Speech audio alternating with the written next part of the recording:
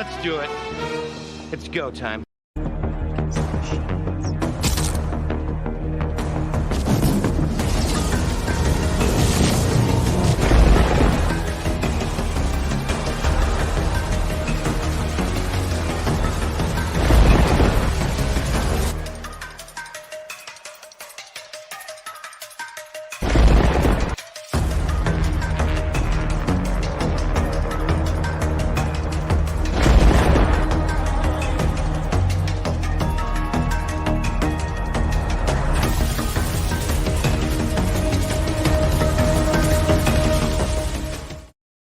Hey guys, how's it going out there? Welcome to the show. Got a great one lined up for you today. As usual, if you'd like to support this channel, there are PayPal and Patreon links in the info box below. Got a few people on the panel. Let's say hello. We got a couple QE cuties out there. Number one, the Betty Van Velsen. Yoo-hoo, that's me. Well, hello. Great to be here.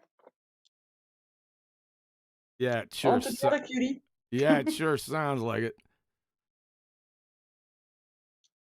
Yeah, sorry, I was thinking about something. Oh, Yeah, that's maybe it. No soup for you. Are we on to that again? Yeah, somebody put it in the chat. I saw it, yeah, I saw it. It was cute. Oh, let's see what else we got. No, we need to introduce the other cutie. I mean, you said cuties. I right? did say cuties, as in plural. Go ahead. Well, hello. This is Shines here. I am very excited about today. I love Bob and Alice, so this is going to be a great talk. I'm super stoked. Bob and Alice, or Robert Allison, or Allison Robert. Ironically, they're both from Victorville. Yeah. It's one thing we're going to go over. See, there's already someone that saw who that guy was on the thumbnail, right? Yeah, I got a lot of compliments on that. So thumbs up to you, Betty. Oh. Yep. Yeah. I like the guy. I think he's dead right now already, but he made some great art. I love how he did that. It was very soft-spoken, and he could explain really well how you could paint. And the first video that I that showed you, right? It said, he said in there, yeah, and calm water is always level. I like that so much. Yeah. Betty had to introduce me to, because we were looking for famous Bobs, right? And I said, okay, I wonder what she's going to do. And I was going to look up other famous Bobs, and I found the most famous Bob. It was Bob Marley. And I said, boy, that would be cool, right? And Betty would have none of it. Nope, I had my idea. Yeah, and then she goes, I'll show you who this guy is. And she turned on the video and she hit play. And the spot that she hit play was the spot that he was talking about the water being calm, water is always level. I couldn't believe it. Yeah. We had a big laugh about that. Right? It's so funny. Yeah. It was right. It was ironic and it was right on point. But we know that this Bob is not a numpty. He's not. I'll tell you what, I was really impressed. We watched him do a painting in less than 5 minutes. I was shocked how good he was. Yeah, true. I would like to have a Bob Ross in my house. A painting. And why is that? A painting, that is.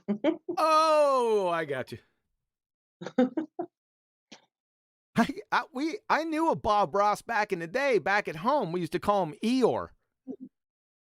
Eeyore? That's that donkey, isn't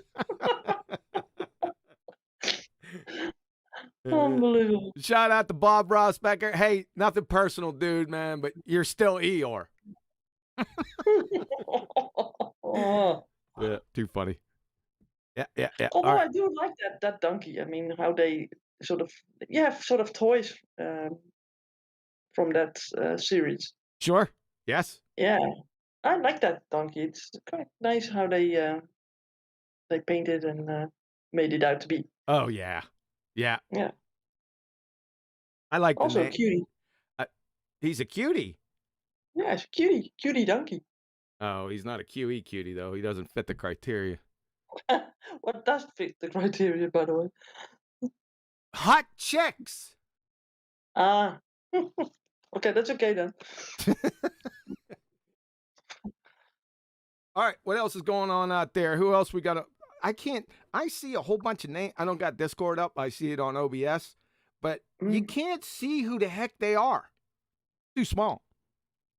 Well, maybe it's because you didn't have your right glasses on. I don't. I don't have any glasses on right now, and even if I put my face up to the screen, all I see is avatars. It doesn't make it out. I'd have to make it really big, and I don't want to do that. So, who's in here? Well, we got Don Gio. Yes, it's me, aka known as Handsome and Some. I am here aboard. Jeez. So, how much did you practice that intro? I just did it. It just flow. Nice. Keep that one. I like it. It's amazing. You sound like a Telcel guy, like a television salesman. A used globe But salesman. wait, there's more. But wait, there's more. Yeah. So you've been there, Shines, did you? Right. I got rumpused. Yeah. You did. I'm so sorry. Mm. That was totally my bad. But wait, there's more. Now we got a comedian. Yeah. Let me see. So, and we who else do we got? We got Righteous Force. He's righteous. Hello? Hey. You have a one-liner to get into the show? Not really. That's no good. Do over. Do I have to? Jeez. Well, show some more enthusiasm. All right, let's see, what can I do? At least fake it. Take it. Well, I'm Righteous- here. that's my- I mean, that's pretty good, right? Sure, we need a Righteous Force here. Right. Okay, I gotta catch this before it starts. Don't do it. There you go. I caught Catch it. it. Okay. What are you doing? Baseball? I'm doing some admin, and some things just don't want to. They just start playing automatically, and I got to be quick on the trigger. And I caught it, so I'm good. Oh, okay. And we got Dice Law. I think I muted you. Are you there, Dice Law? He wanted to be unmuted, but he's not there. Is anybody out there? Who else do we got? Got almost exactly. I don't think that I muted you. Now I have. Shadows. Hello, I think he's asking. hello. Oh, go ahead.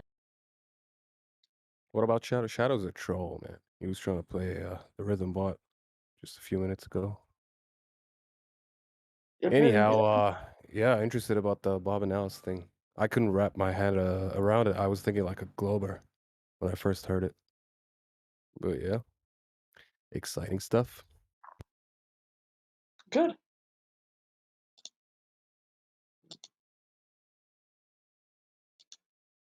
And then who do we got else? Who do we got else? That We is. go, yeah, that's Dutch. That That's is. Dutch. That is. Who I else was do we just gonna got? say that before you started rumpusing. That is so Dutch. I know. Dutch grammar. Yeah, well. We got Shadow Elite. Want to have him in here? Another one. Who? Shadow Elite. Who's Shadow Elite? He's a Glober. Yeah, he was in here trying to play the bot and trying to get unmuted, so you can test the waters if you want to. Trying to play the bot? Is he Yeah, trying to the play one- like he was trying to music play- on my show? Yeah, Justin Bieber, baby. Oh, He was trying to really? play Does he earlier. want to get outright banned? Is that your goal? Just say so and we'll just ban you. Right? I guess a mute is okay then. Don't be playing no bots during the show, Glober. Or Globers, right? Yeah. He's They're a gonna regular. war. He's a regular, yeah, I know. Oh, we got another QE cutie in the house. Oh, yeah, I see it. Miss Stacy B. Hello?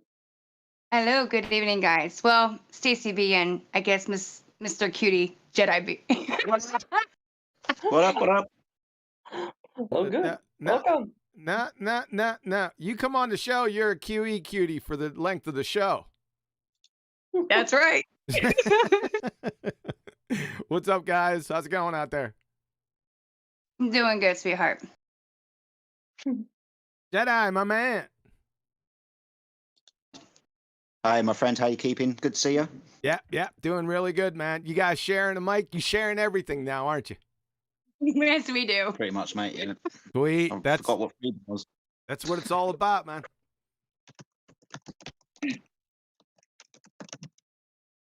Any more details? Betty, stop typing and we can hear you clicking. Yeah, I saw that I was on mute. But that didn't stop you. You just kept on going. Yeah, I can hear me in my mic typing. I'll just keep doing it until QE says something.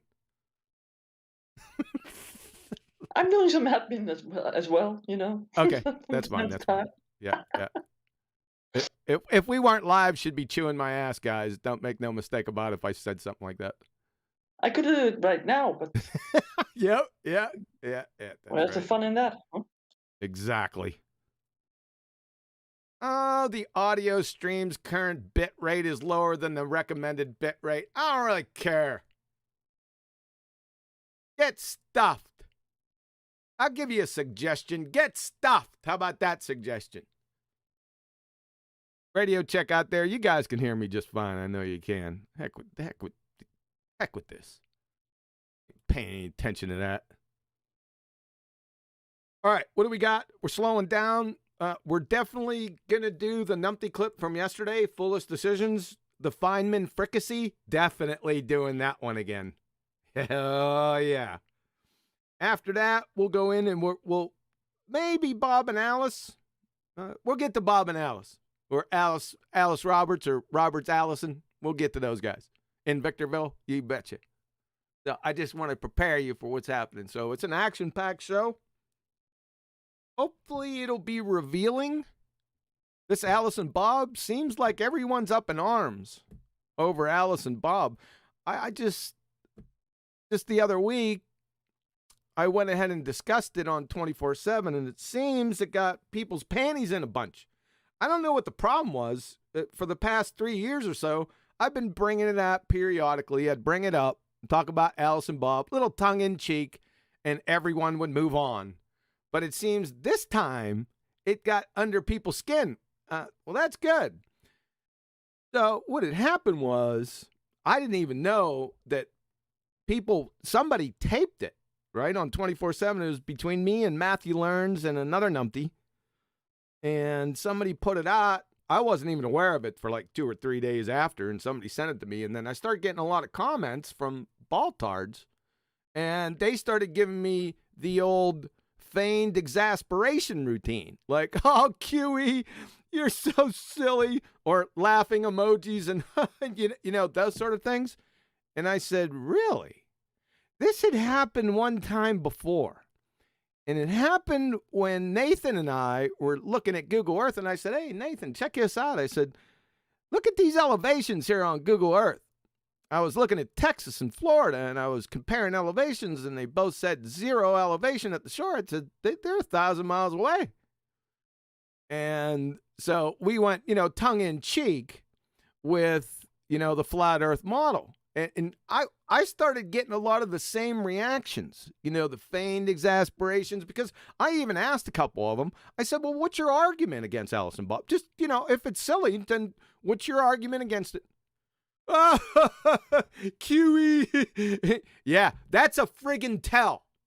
And I'm going to do the same thing I did with the previous tell with Google Earth. I'm going to shove it up your 6's.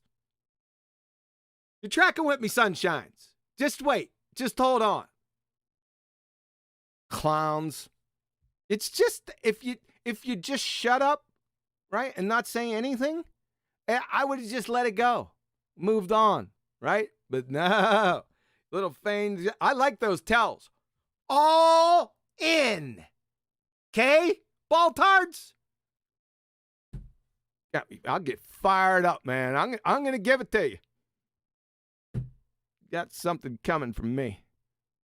But before that, we have to do some business with Foolish Decisions and Richard Feynman. What do you guys think about that? You think we should do that? I think we should do that. Yeah. Well, you decided already, so let's go I ahead did with it. decide already. All right, guys. Everyone in Discord, mic discipline, please. Go on mute. You. And we'll go ahead and get started with Fricassee. Enjoy. Foolish Decisions, March 2021. We're about to do a space-time experiment. Let's It's hear already been the done. let's hear the natural observed phenomena. Oh, if this has already been done, then this should be pretty easy. What's the natural observed phenomena? Why are you going through that? Why didn't you actually go and read what they've written about the prediction and the That's how we hypothesis? start. You need a dependent variable No, before you you can start do off with anything. an idea. Wrong. You don't start off with an idea, you dumbass cracker. This isn't imagination story time. You start off with a You can't. thought. No, you can't do Yes, anything you without do. a dependent I'm variable. sorry, That's the I effect. am citing Richard Feynman, who I think knows a fuck What's the more about dependent physics variable than you then? do. Go ahead. Make my day. As percentages also quoted Richard Feynman. So what? Who cares? What's the relevance of what who or somebody else quoted? And Richard Which is Feynman, dependent variable, in his main lecture about science and the scientific method. Wrong. The main lecture you're talking about is from Cornell University in 1964, titled Richard Feynman Discusses Seeking New Laws, as in natural laws. Natural laws have nothing whatsoever to do with the scientific method. States, we start off with a guess, an idea. And what we do is we take that idea and then we say, what if this is true? What would be the implications of this in reality? And that's where you start. Are you high right now? Number one, Dick's train wreck here doesn't help you. He's talking about natural laws. You were asked for experimental validation of bendy space-time, an alleged scientific theory. Duh. Number two, Dick's wrong in his explanation of how natural laws are established, which I'll be demonstrating momentarily.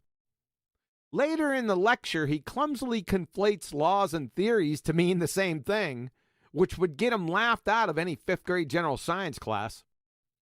He also calls by name the debunked universal law of gravity, Newton's theory, in the very next breath.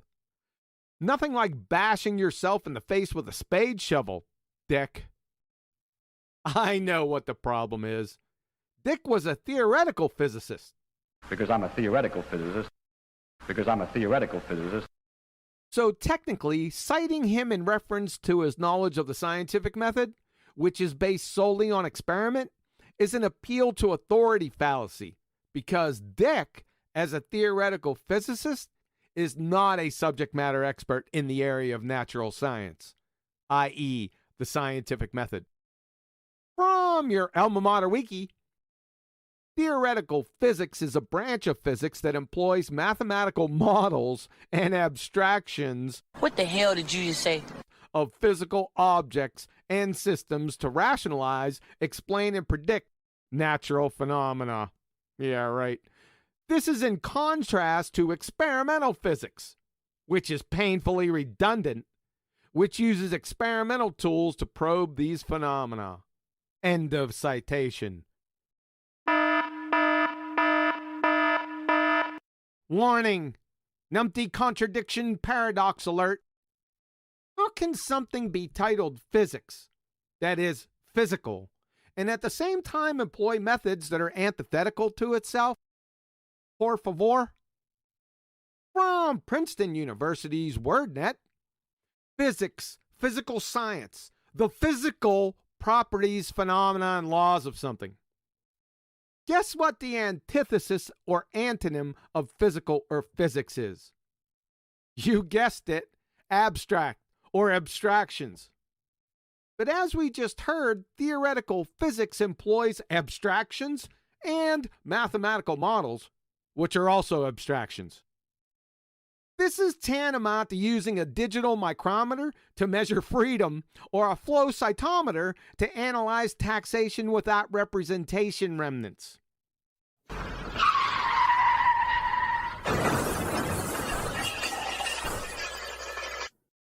Only in Shangri-La, folks.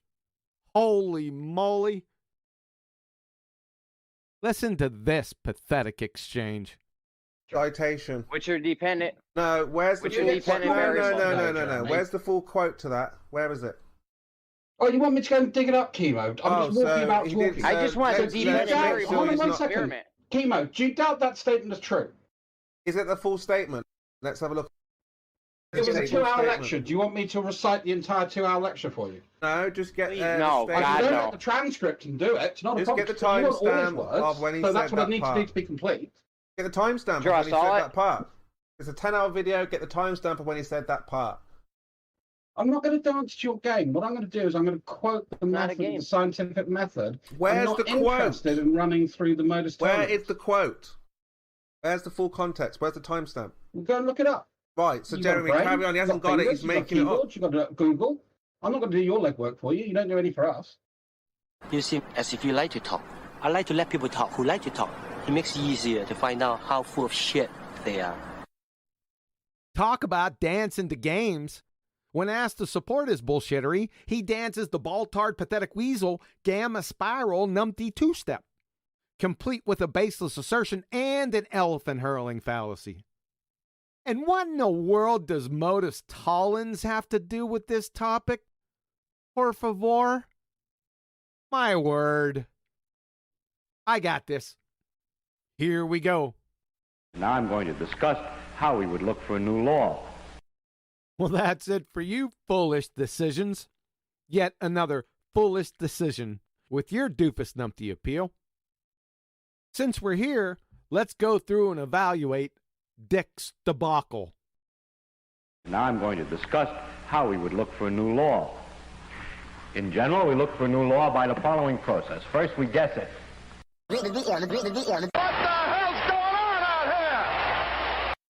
You guess natural laws? Based on what? Your imagination? Non sequitur fallacy. The first step is you observe recurring patterns and regularities in nature, Dick.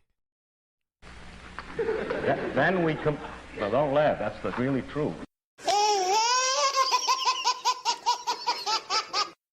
Then we compute the consequences of the guess. You compute the consequences of the guess, eh? You unlock this door with the key of imagination. Beyond it is another dimension. You're moving into a land of bullshittery. You've just crossed over into the numpty zone. To see what, if this is right, if this law that we guessed is right, we see what it would imply, and then we compare those computation results to nature. Or we say compare to experiment or experience. Compare it directly with observation to see if it works.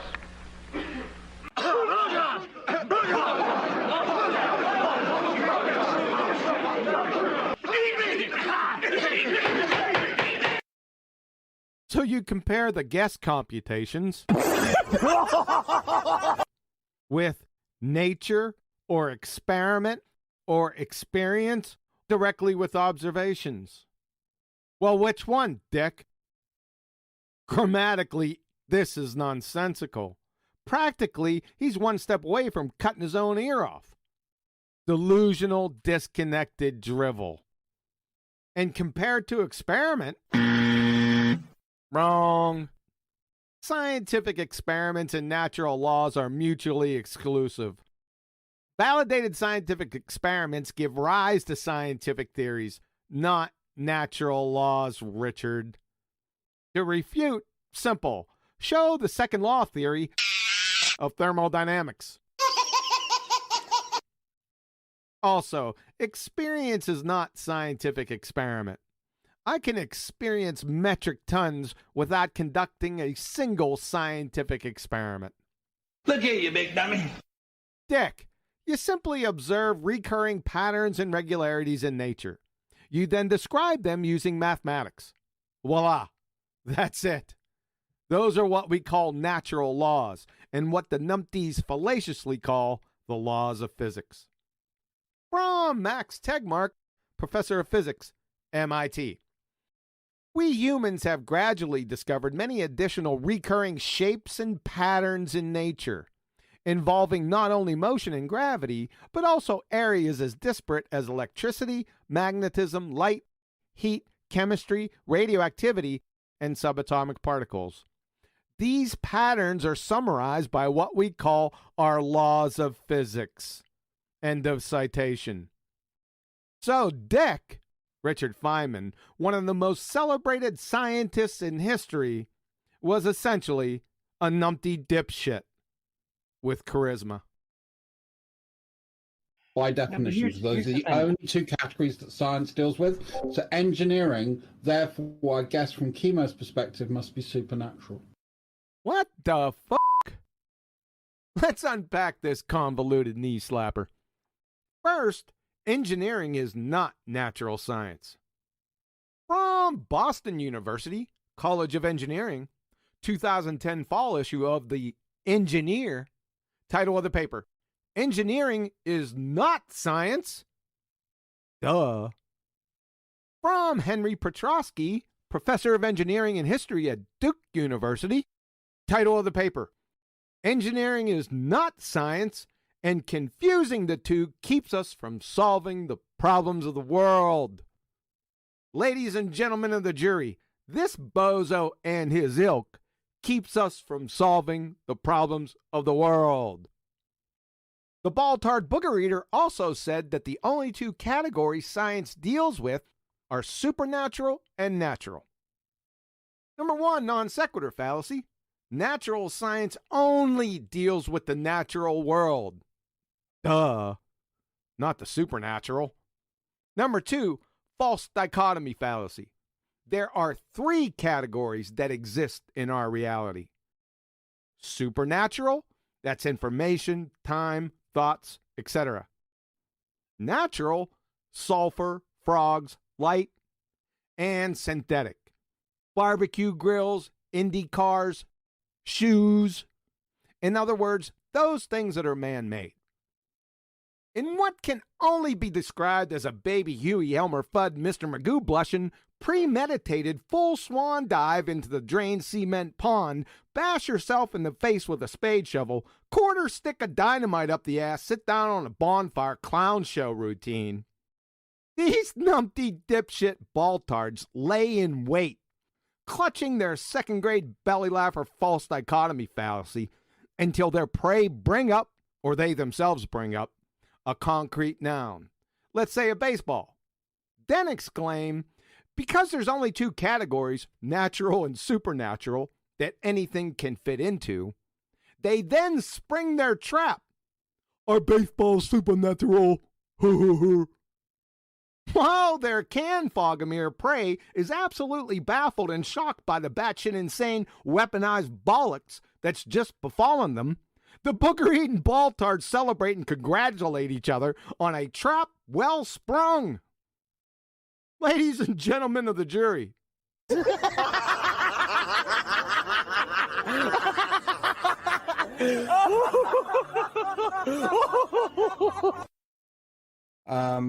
And that again to me is a problem with the argument that you're trying to postulate, because what I can observe is at sort of sea level I've got quite a lot of pressure. If I go up 10,000 feet, that pressure is reduced quite a lot. Who cares?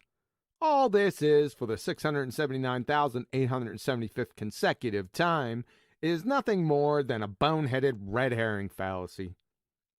Mr. Fire divining mass spectrometry. The argument is, how can you have gas pressure without a container? It's about X, gas pressure, not delta X, gas pressure gradients. You see, X, gas pressure, comes before delta X, gas pressure gradients. Next block of instruction, how to open your eyelids while breathing. We don't see an inrushing from high to low and from low to high. What the hell did you just say? Numpty Baltard. In nature, gas pressure always flows from high pressure to low pressure, not low pressure to high pressure. It's a quintessential attribute of the second law of thermodynamics. Again, I don't like the word proven because we're talking about a theory, aren't we?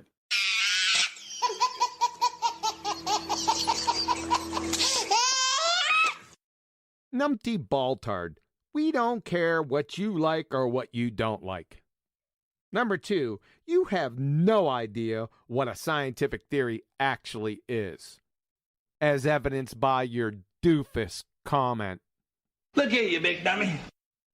From Chemistry About, a scientific theory summarizes a hypothesis or group of hypotheses that have been supported with repeated testing. From Quarks to Quasars, a scientific theory consists of one or more hypotheses that have been supported with repeated testing. From Scientific American, a scientific theory is an explanation of some aspect of the natural world that has been substantiated through repeated experiments or testing. And finally, from Professor Wolf's University of Rochester Physics Labs, a scientific theory represents a hypothesis or group of related hypotheses which has been confirmed through repeated experimental tests. Supported, substantiated, confirmed all mean proven. Get it, numpty? By the way, you'd fail 5th grade general science. The theory of gravity comports to the observations that made them and have the highest correlation to those observations. You pretender clown numpty dipshit. Scientific theory, which I just defined, by the way, has nothing whatsoever to do with observation correlations. Ay, caramba! P.S. There is no actual scientific theory of gravity. Clown. First hypothesis is that we observed the fact that objects fall at a consistent rate. That's not a scientific hypothesis, you bloviated, ball-tarded bonehead. An actual scientific hypothesis is a suppositional prediction of a natural cause and effect relationship. Objects falling at a consistent rate is an erroneous, weaky, mindless parrot description of an effect. Moreover, does helium, hydrogen, nitrogen, water vapor, or hot air, of which you're full of, all fall at a consistent rate?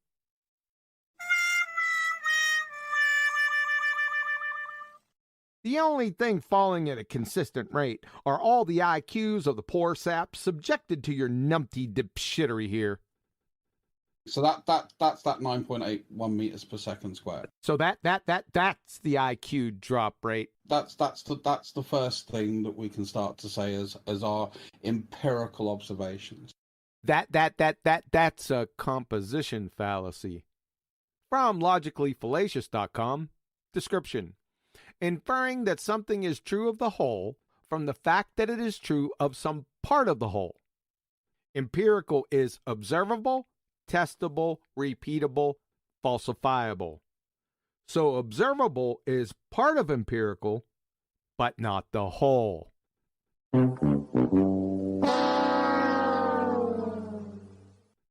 We then had a hypothesis to say, okay, if we do this, that, and t'other, what's going to be the effect on it?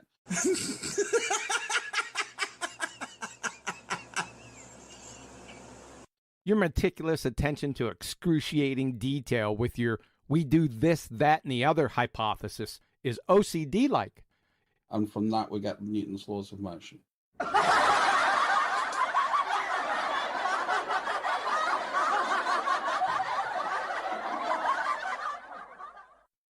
Natural laws are not the result of scientific hypotheses or scientific theories. You dumbass. Number 2, all of Newton's so-called laws were superseded, that is, replaced 106 years ago by Einstein. From your alma mater wiki, Newton's classical mechanics were superseded in the early 20th century when Albert Einstein developed the special and general theory of relativity. Uh-oh! From Professor Douglas Klein via Phys Libre text, Newton's two crowning achievements, the laws of motion and the laws of gravitation that had reigned supreme since published in the Principia in 1687, were toppled from the throne by Einstein. Uh-oh! From Caltech, Professor Jacob D. Bekenstein, Einstein also replaced the Newtonian law of motion by the statement that free test particles move along geodesics, the shortest curves in space-time geometry. Uh-oh! And finally, quantum mechanics then took Newton and Einstein out back to the woodshed and bludgeoned them senseless with a nail-spike 44-inch Louisville slugger. Fatality. You, sir, are one Dunning-Kruger, diabolical, do-licking dipshit. Any problems so far with what I've said?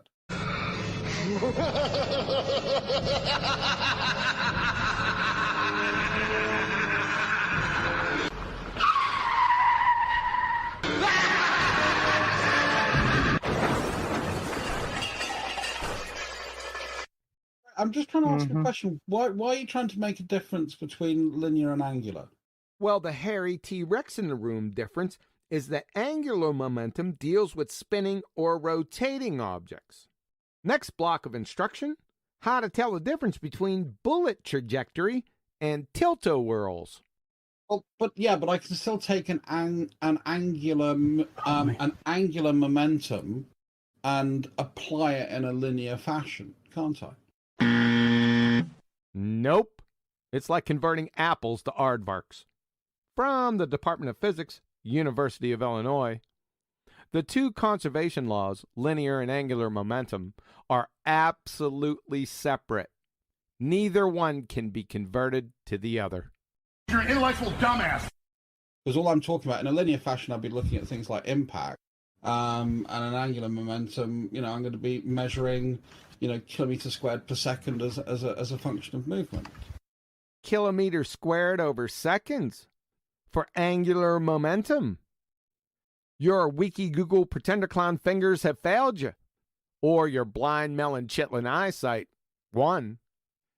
The units of measure for angular momentum are kilograms meters squared over seconds, not distance squared or kilometers squared over seconds.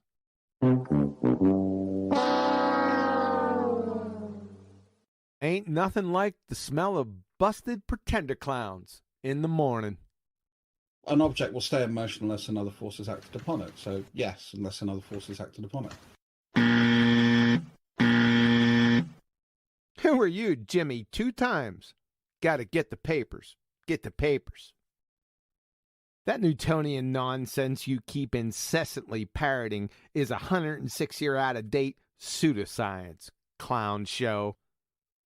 As for you, you'll never recover.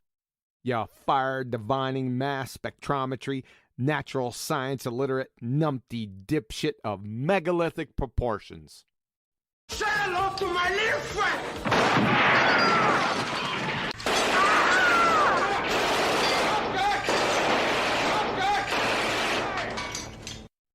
Hey!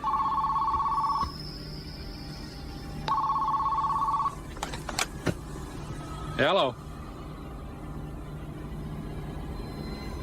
It's for you.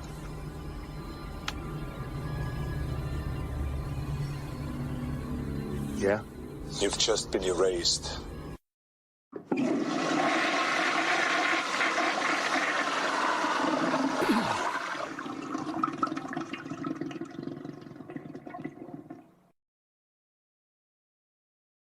Say hello to my little friend.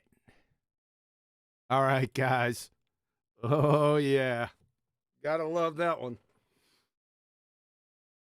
The Numpty Clips will be every Monday and Wednesday from here on out at 2 p.m. U.S. Central. So stay tuned. We're just waiting for everyone to get back from Discord. You? Yeah, I'm here. Ah, there you guys are. Okay. All right. Mm-hmm. Yeah. Loud That's and a clear. good one. Mhm. Say hello to my little friend. So, anything stand out to you with that? There was so much there. It's like volumes on volumes. So, yeah, hopefully people got a lot out of that. I sure did. What stands out is that you attacked Mr. Feynman. Now, I like Richard. I've always liked him. I've, read a lot of his literature through the years. I always liked him. I always liked watching his videos and stuff. I thought he was a great communicator, right? Like I said, he has a lot of charisma. Really intelligent guy, but he's a theoretical physicist, right? So you got to take everything with a grain of salt. A lot of things he said was correct, but a lot are incorrect. So you spit out the bones, and you keep the meat. Yeah. But in this particular case with the scientific method, he is definitely outside his scope. Yeah, outside his scope. That's what I was going to say. Yep. Yeah. I don't know how they get by being a theoretical physicist. Yeah, and deal with abstractions. It's just a train wreck. Is that sort of an oxymoron or something that doesn't go together? Yeah, exactly. Yeah. I mean, isn't that the sort of a new sort of term for a fantasist? Or for morosophy? See, you come out with it. It's mine. No, I coined it. It's a Dutch word. Morosophy is a Dutch word. He was idiosyncratic morosophist. Yeah. Yeah, I saw that there was a guy in the Netherlands, and he had compiled a book full of people that have had, according to him, outrageous ideas, and for him, flat Earth was one of that, one of those outrageous ideas, and that morosophy stands for people that have sort of delusional theories, but are very eloquent and good at defending them, and have made their whole theory about it and science about it, whatever they need to make it a thing. So yeah, this was really a word. I thought it was something that was sort of derived from something in English, but I don't think so. Hey, co-pilot, give me 1 minute. I'll be right back. So you got the con. Me? Since when I'm the co-pilot? Unbelievable. So yeah, that was interesting. I came across a guy, and his name is Klaas Dijkstra from the Netherlands, and that man was I think in the 1940s. He died in 1969, I believe, just before people so-called landed on the moon. And that guy was already on to flat Earth, and he was in newspapers, and people laughed at him and stuff. And but he had some really interesting ideas, and he also made a book, which you can't get anymore, but you can get the PDF, I think, somewhere from the internet. And there's very, very interesting things about what Admiral Byrd said and what he found out in Antarctica about the 24-hour suns over there. And very interesting things, and I'm trying to translate it from Dutch to English so that I can maybe get something out of that to tell you guys about. That's a lot of work. It's a lot of work because I think a book is, well, it's a long, but I will take the most interesting parts out of it because some things might not be up to speed for right now. Right. For where we are at. Yeah. Yep. Okay. Thanks for taking the con. I told you I'd be back. Were you scared? Yeah, I was shivering down in my boots. Yeah. So Shines is sitting back there. She's there. Oh, come on, just get to it. I can feel it. The anticipation is killing me. This is such an easy proof that it's shockingly simple, right? And people are caught off guard by it. Now, I'm going to give credit where credit is due, if I didn't before. It was Jaron who first brought this argument up. Now, it wasn't Allison Bob. He used a different analogy, but the conceptually, it's the same.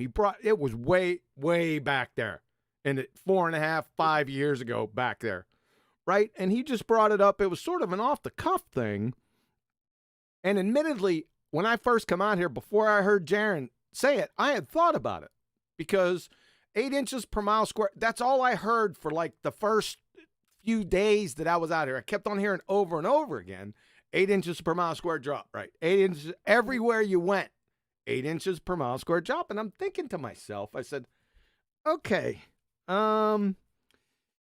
conceptually, I can't see it, right? In reality, there's just no way.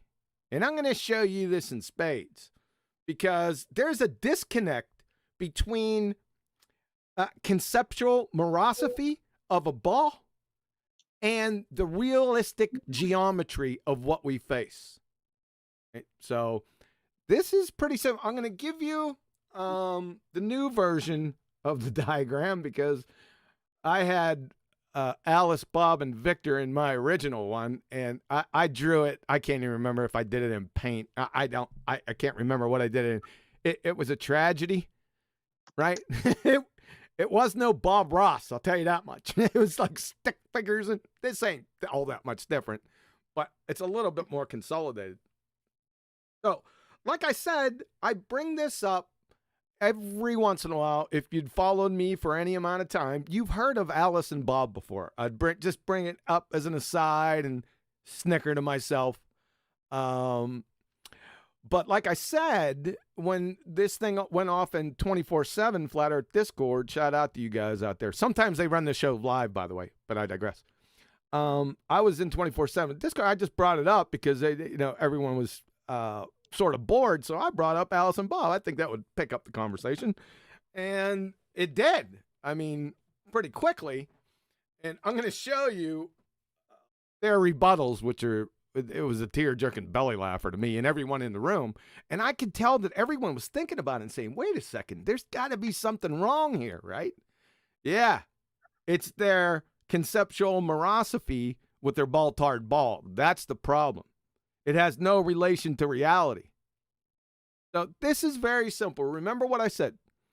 The chief tenet of the ball-tarred spinning space monkey religion, folks, is an 8-inch per mile squared vertical drop from your feet on a tangent in every direction. Now, everyone's heard this before.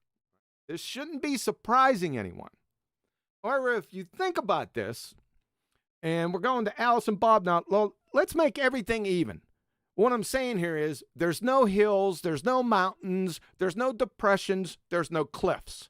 So we got Alice and Bob in the slar, right? It's smooth, right? For as far as you can see in pretty much every direction, right? So Alice and Bob are in the slar, and they're on a sphere. Now, the 40 miles up here, like I said, Sasha took, he had pity on me, and he gave me this drawing, and he put 40 miles in there. Listen, it's arbitrary. It could be any amount of distance, 1, 2, 5, 10, 15, 30, whatever you want, right? I just want you to get the concept here. Remember, the key is every point along a tangent from your feet drops, vertical drops away from you at 8 inches per mile squared. Well, if you keep saying that to yourself and you look at this, you're going to see how utterly foolish it is, right? Because in reality, if we put Alice and Bob there in the slaughter, let's say they're 5 miles away, they can see each other, right? They're looking at each other through binos. There is no way that you can get around if Bob and Alice start walking towards each other, they're going to drop. Both of them. They have to. Because of the geometry that's set forth in the spinning ball space monkey religion. That's the end of the argument. It really is. There's no argument against this unless you're going to get rid of the 8 inches per mile squared. Drop. You can't do that. So conceptually, if you're thinking of a sphere and you're saying, oh, he must have got this wrong. No, the concept is morosophy. In reality, we have this. This is reality. It's real simple. Right? So let's take a look at what they had to say about this because they had some rebuttals. See how this looks. These are the rebuttals that I got back from Matthew Learns and a couple other people that were in the hangout. So let's look at the top one first. He put buildings up there and he said, okay, Alice is over here and Bob is over here. And I said, okay, this doesn't refute my argument. If the building Alice starts walking to Bob, she's going uphill. You can't, and Bob, they're going uphill. So thanks for confirming my argument. Then they got real sly on me. And they used this depiction down here below. Right? Now you have to cut these photos. You got to think about this. Cut these photos in half right down the middle right here. And bring the photos together. And you have Alice and Bob. Right?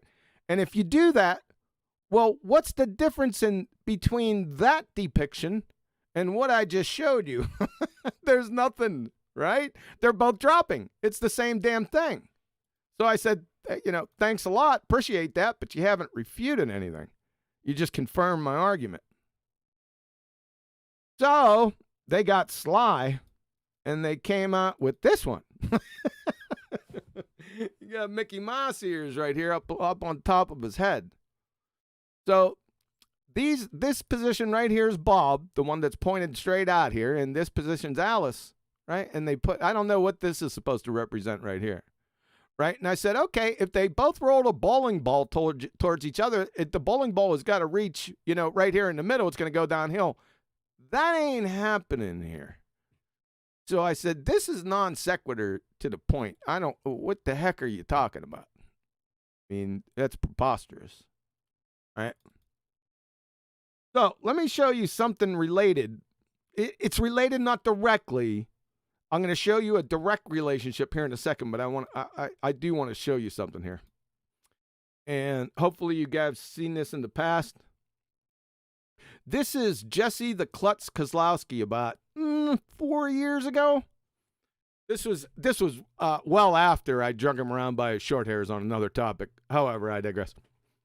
So what he did was he put 2 theodolites at the same height, right beside each other, and then he took one theodolite and he took it across the pond. Across the pond is, I think, 0.47, 0.49 miles. We'll just call it a half a mile. And he put that one over there on the other side. And then he leveled out that theodolite and he looked over and he said, look at that. The crosshairs are above the other theodolite. The earth is a sphere. It's dropping. Right? That's what his conclusion was. Let me show you something here. Let's say Alice. We're gonna call that Alice theodolite, and Bob theodolite is looking at Alice theodolite. Right? Let's say Alice is in the bushes over there, and Bob, they're talking to each other phone. Bob says, "Hey, look, I'm looking over here. You, the theodolite, is lower than I am." Alice comes out of the bushes over there and gets behind the theodolite and looks back at Bob. Guess what Alice is going to see? Yeah, you guessed that right. She is going to see the same thing Bob is seeing. Bob's going to be lower. Yes, yeah, he is. He's going to be lower. That, folks, is called what we call in the industry a paradox. There is no way that Bob can be higher looking at Alice and at the same time have Alice look back at Bob and be higher than Bob. Can't happen. That's a paradox. Everyone see the game going on here? Now, this is an indirect comparison, but I wanted to pull this out, right? I thought it was important. Now I'm going to give you a direct comparison of my point. All right. You are in this position out here in the fairy tale second law of thermodynamics violation, Narnia. You're in this exact position. You've got a nuclear camera with the most powerful zoom in the history of the world, right? So what you're going to do is you're going to look over here at 9 o'clock, right? Over where Hawaii is over here. And you're going to zoom in. From your position, you're zooming in. There is no way that you can see anything other than that. You see where I'm coming with this, folks? In reality, there is no way to get around the fact that you must see that from your position. I hope everyone's catching this, man. I really do. It's really simple, right? There is absolutely no way around you seeing that from your position. Am I wrong? If you're in this position, you're looking out here, right? This speaks to this fairy tale that everyone is on top of the fairy tale ball. This superposition nonsense is insane. It's concept. It's conceptual morosophy. In reality, that's not happening. I'm showing you what would happen in reality. See, that's the disconnect that they got. They can't seem to afford that gulf. Everyone following this, there is no way that this person, if he zooms in, is not going to see that. No possible way. He's got to see that. He's got to see it, folks. It's got to be that way. Follow? Hopefully everyone's got that. Questions, comments? Yeah, well, questions, no. But comments, yeah, it's perspective. Right? The theodolites, the geodesy device, or geodesy tool. The fantasy geodesy. I mean, they don't take into account that it's perspective, right? That makes that lower, right? And I wonder how these people are trained in geodesy. I don't think that they are trained on perspective and stuff. Most of them are not. Nope. I hope everyone see. They think of Muppet vision and that's it. They don't think of anything else. Nope. I think the most powerful part of that is the comparison of Alice and Bob and the Hawaii, the sideways Hawaii. Well, even the upside down kangaroos. Yeah. There's no way around this fact. So, Shines, did that do it for you? Yep, it's a nail in a coffin. I mean, and again, with the perspective, I'm constantly like, take an art class, take a photography class, please learn perspective. They just don't get it. Mm-hmm. Yeah. They don't trust her, right? They don't see what a trick is being played on them. Yep. It's a conceptual trick.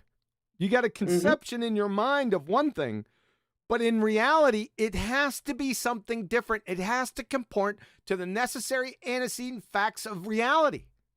You can't, they don't mesh. It's as simple as that. I'm sorry if you don't see it, right? I don't know any other way to go about explaining it. So I know what's going to happen. I'm going to get a bunch of laughs and feigned exasperations because you're clueless. You're not making the connection. You're not fording across the abyss between conceptual morosophy and reality. That's where your difficulty is. So don't laugh at me. I'm laughing back at you. I just put it up your 6. How you like me now?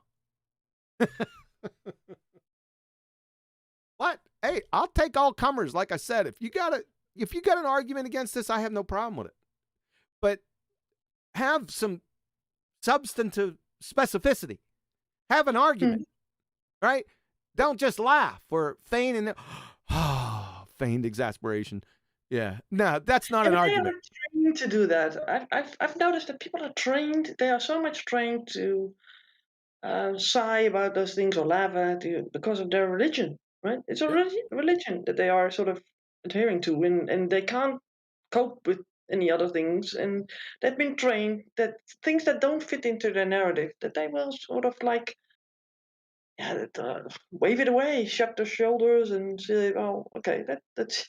You know That's what it. the thing that I found, this is very interesting, is that women seem to get this argument really quick. It's just now. It's just an unofficial poll, but it's the women that have messaged me and said, "Oh, I get it." Not the men. So for whatever reason, it's been happening that way for the over. Well, it's a sort of a right-brained sort of thing, you know. Left-brained is like having boundaries, rules, right, protocols, certain ways to get there, certain steps, right? It's very ordered and regulated. That's why men mostly are better at math, for example, and women are more like having conceptions, like more these spatial things, and how do you say that? Like um, out of the box kind of thinking too, and art and stuff. Yep, it's just something And I it wanted doesn't to. hold to these rules and these things, and so that's why when Shine said, "Well, go get an art class," yeah, that's it. I mean, it also it has to do with different sort of rules with how your eyes bend to certain things, like the idea that you have a dome over your head with the stars and stuff, right? It sort of folds back to the horizon over your head. It all has to do with perspective, and people have to comprehend that, and they don't. I think that people back in the day, many years ago, were more intuitive with this than we are now. We have been trained not to see this. Like They I also said, convoluted the arts, by the way. like I So, said, it's not a it's not concrete or anything. I just wanted to bring it up because it stood out to me that that my phone is going off and my friggin' put it in a drawer and it's going off. It just stood out to me that it was females that got it. It was something that stood out, so I wanted to bring it up. Well, I think that the whole flat Earth, on a certain intuitive level, speaks to women. We don't always need to know all the arguments, right? We just intuitively feel that it's that way, and but that's why we're not so good at explaining what we're seeing and what we are experiencing. Yep. And you guys are more into the laws and the how things work, and that's good, right? It complements each other, right? Yep. But you need to use both of your sides of your brains basically to comprehend this subject. Well, why don't you go? Let's go through the group and see any comments, any questions, and there might be somebody that says, "Hey, you're out there, dude. You got it wrong." So I'm willing to listen if you got an argument. Well, let's start with the Adam Meakin. I see him in here. Adam, you're so out there. It's unbelievable. I'll start with the citation from the University of Iowa. Sex difference on spatial skill test linked to brain structure. Summary. Men consistently outperform women on spatial tasks, including mental rotation, which is the ability to identify how a 3D object would appear if rotated in space. It's kind of what I kind of knew, which is why I looked it up. What you're saying there, John, is counterintuitive, and maybe Betty's outlined why women respond better. It's a gut feeling, because I've always understood men are better at that, not scientifically, but as a percentage, that they tend to be better. So it's interesting that you're saying women responded. I I do have a Baldwinian response to what you've just claimed. Okay. Yeah, it's down to 7/6 RR refraction. R. Aye, Captain. The middle one being rotating. So it's just 7/6 R rotating refraction now at a rate of R. That would then realign the image for you. That it? I didn't think it made any real sense, but that's what would be required for you to not deny the ability, the fact that if you could see that far, I think it's a really good point. If you could see that far, that you would be subject to the reorientation caused by sticking everything on a ball. Yeah, Oh, you're I talking like about the Hawaiian shot. it. 7/6 RR refraction requires rotation as well as just curving. Yeah. Go ahead, Adam. It's fully 3-dimensional 7/6 RR. And if you want, it does show how ridiculous it would have to be. That, and with that, what you can't then do is take 0.5a, yeah, and even flam through the fact that it's a stratified atmosphere, because the stratification can't then affect it to resolve like that. It's a really clever point, John. I thought it was quite eloquently put that Hawaii will be sideways. Yes. It's the same type of idea that it's related to Alice and Bob. Right? Because not everyone can be on top of the ball you can't be in superposition of everyone. Yeah, but I've been laughing at Alice. Really? I thought you were Kiwi. Too funny. I'm impressed. Adam liked it, so good. I like the way you were baiting the ballers with a Muppet vision or orthographic view of trying to explain with both Alice and Bob like that. And I love the way they came up with their response, which was to put it on a clearer looking ball, but they still couldn't orientate within the orthographic view what they were trying to express. Right now, if I start adding people like Alice, Bob, Victor, Sally, Betty, Nathan, if I start it gets exponentially worse every person I add, because then you live on Mogul Earth. Well, we live on all kinds of abysses, right? Yes. Yes. Yeah. So you get, like I said, it's a paradox between the conceptual idea, their conceptual morosophists, and reality. They don't mesh, like I said. So I challenge anyone to go ahead and try. You're not going to do it. You're not going to be able to do it. The two other people, right? Say again? Wait, do me next. Okay. Yeah.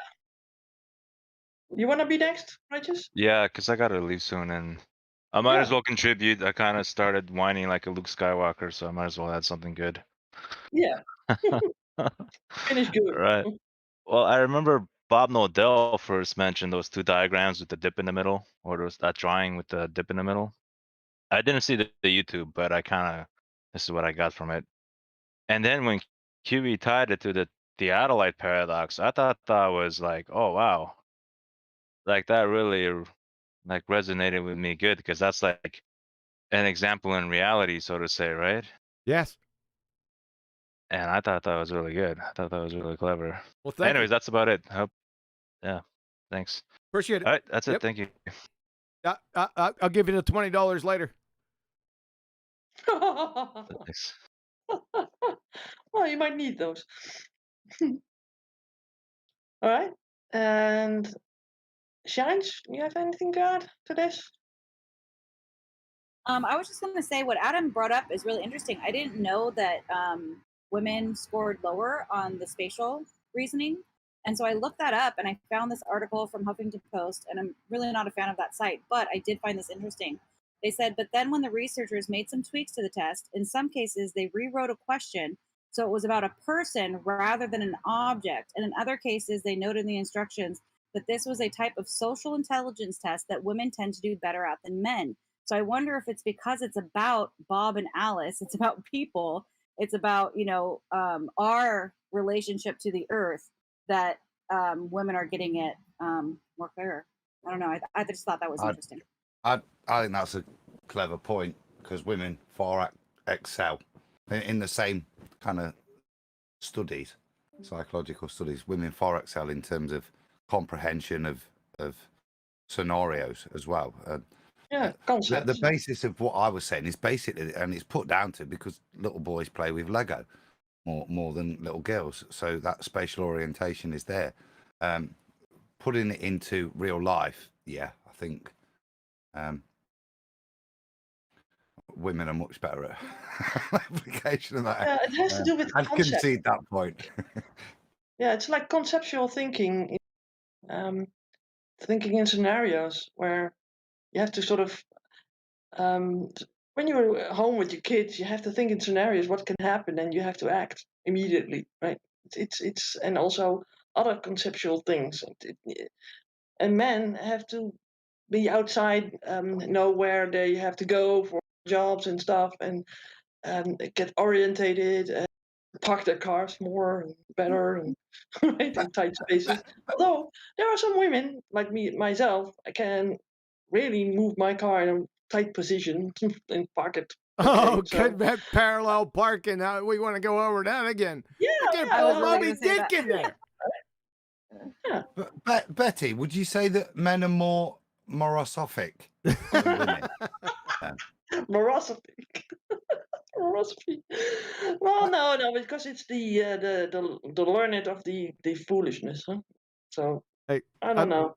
Shout out to I her wouldn't say, eyes on. Hold on one all second. men on that. Hold on one second. Her eyes on level. They said that Alice and Bob is better explained if they are in boats on the ocean. Yeah, I see where you're going with that. Good one. Hey, listen, Betty's proud that she can parallel park. Good job, Betty. Yeah.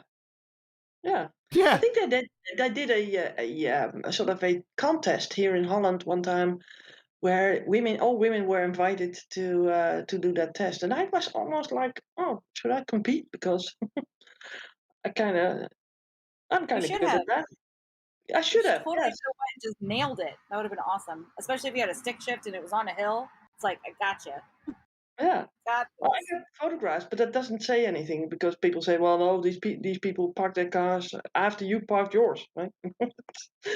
You know what the trick to that is, right, Betty? To the What is parallel it? park? When your front windshield, as you're Oh, backing God. up, hits their back windshield, lines up, then you cut the wheel back, perfect park every time.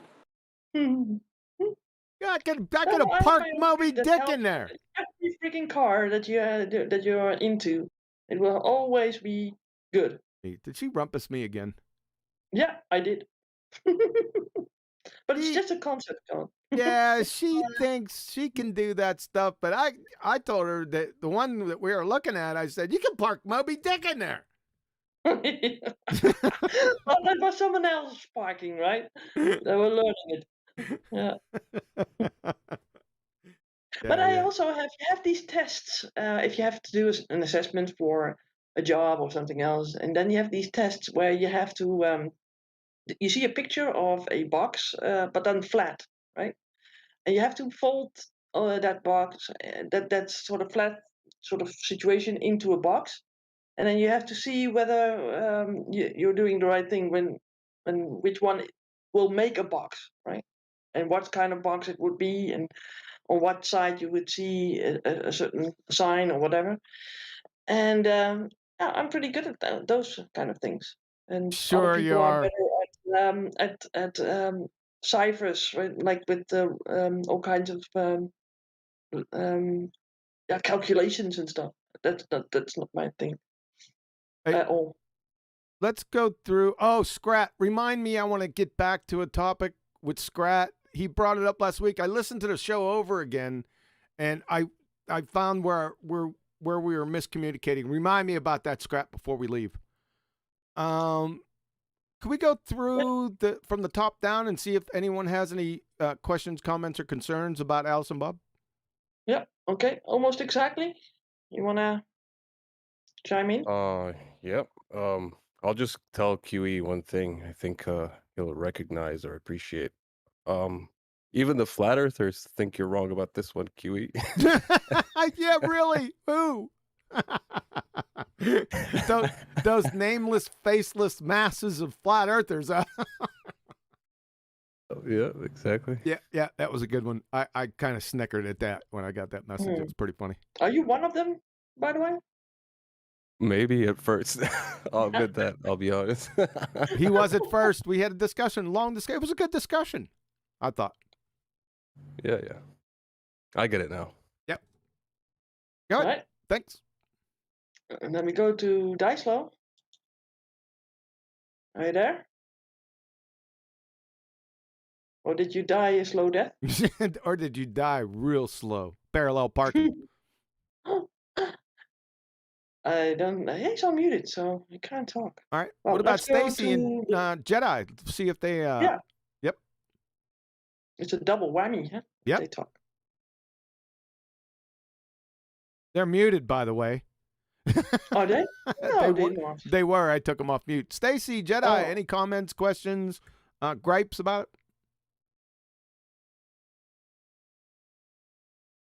I think they're sharing something else now. Hey, this is a family show. Yeah, a room. Yeah. All right, we can come back to them. We're not leaving just yet. Go ahead. No, maybe they are watching the live stream, and then you're sort of behind. Okay. How do you think families are made? I was going to say something to that effect, Neil, but I wanted to get past the subject, but I knew you were there to save the day. Thanks. That's what I'm here for. Well, Neil, now you're still talking. I mean, you're next up in the line. No idea what's going on because I just popped on. Oh, I didn't know we're doing Ballbusters. something today. There was no Ballbusters Saturday. It's supposed to be every other Tuesday and every other Saturday. Now, what the heck, man? Nope, you got it wrong. QE Live, jeez, oh man. QE Live is every Tuesday. Ballbusters is every other Saturday. Except next week. Got it now. Except this Saturday, I'm still thinking about it because I'm headed out on vacation, so it's still up in the air.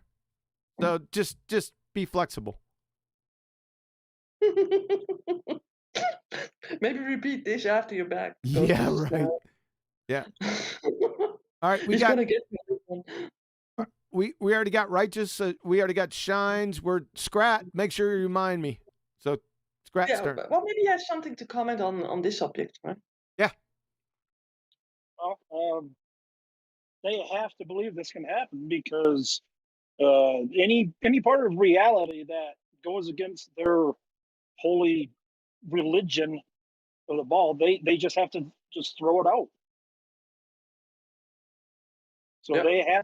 they have to believe this can happen. Okay.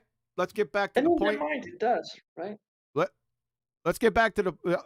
Thanks. Let's get back to the point where I discovered our miscommunication last week. Because you brought up curve, and you said, well, that really doesn't have anything to do with drop.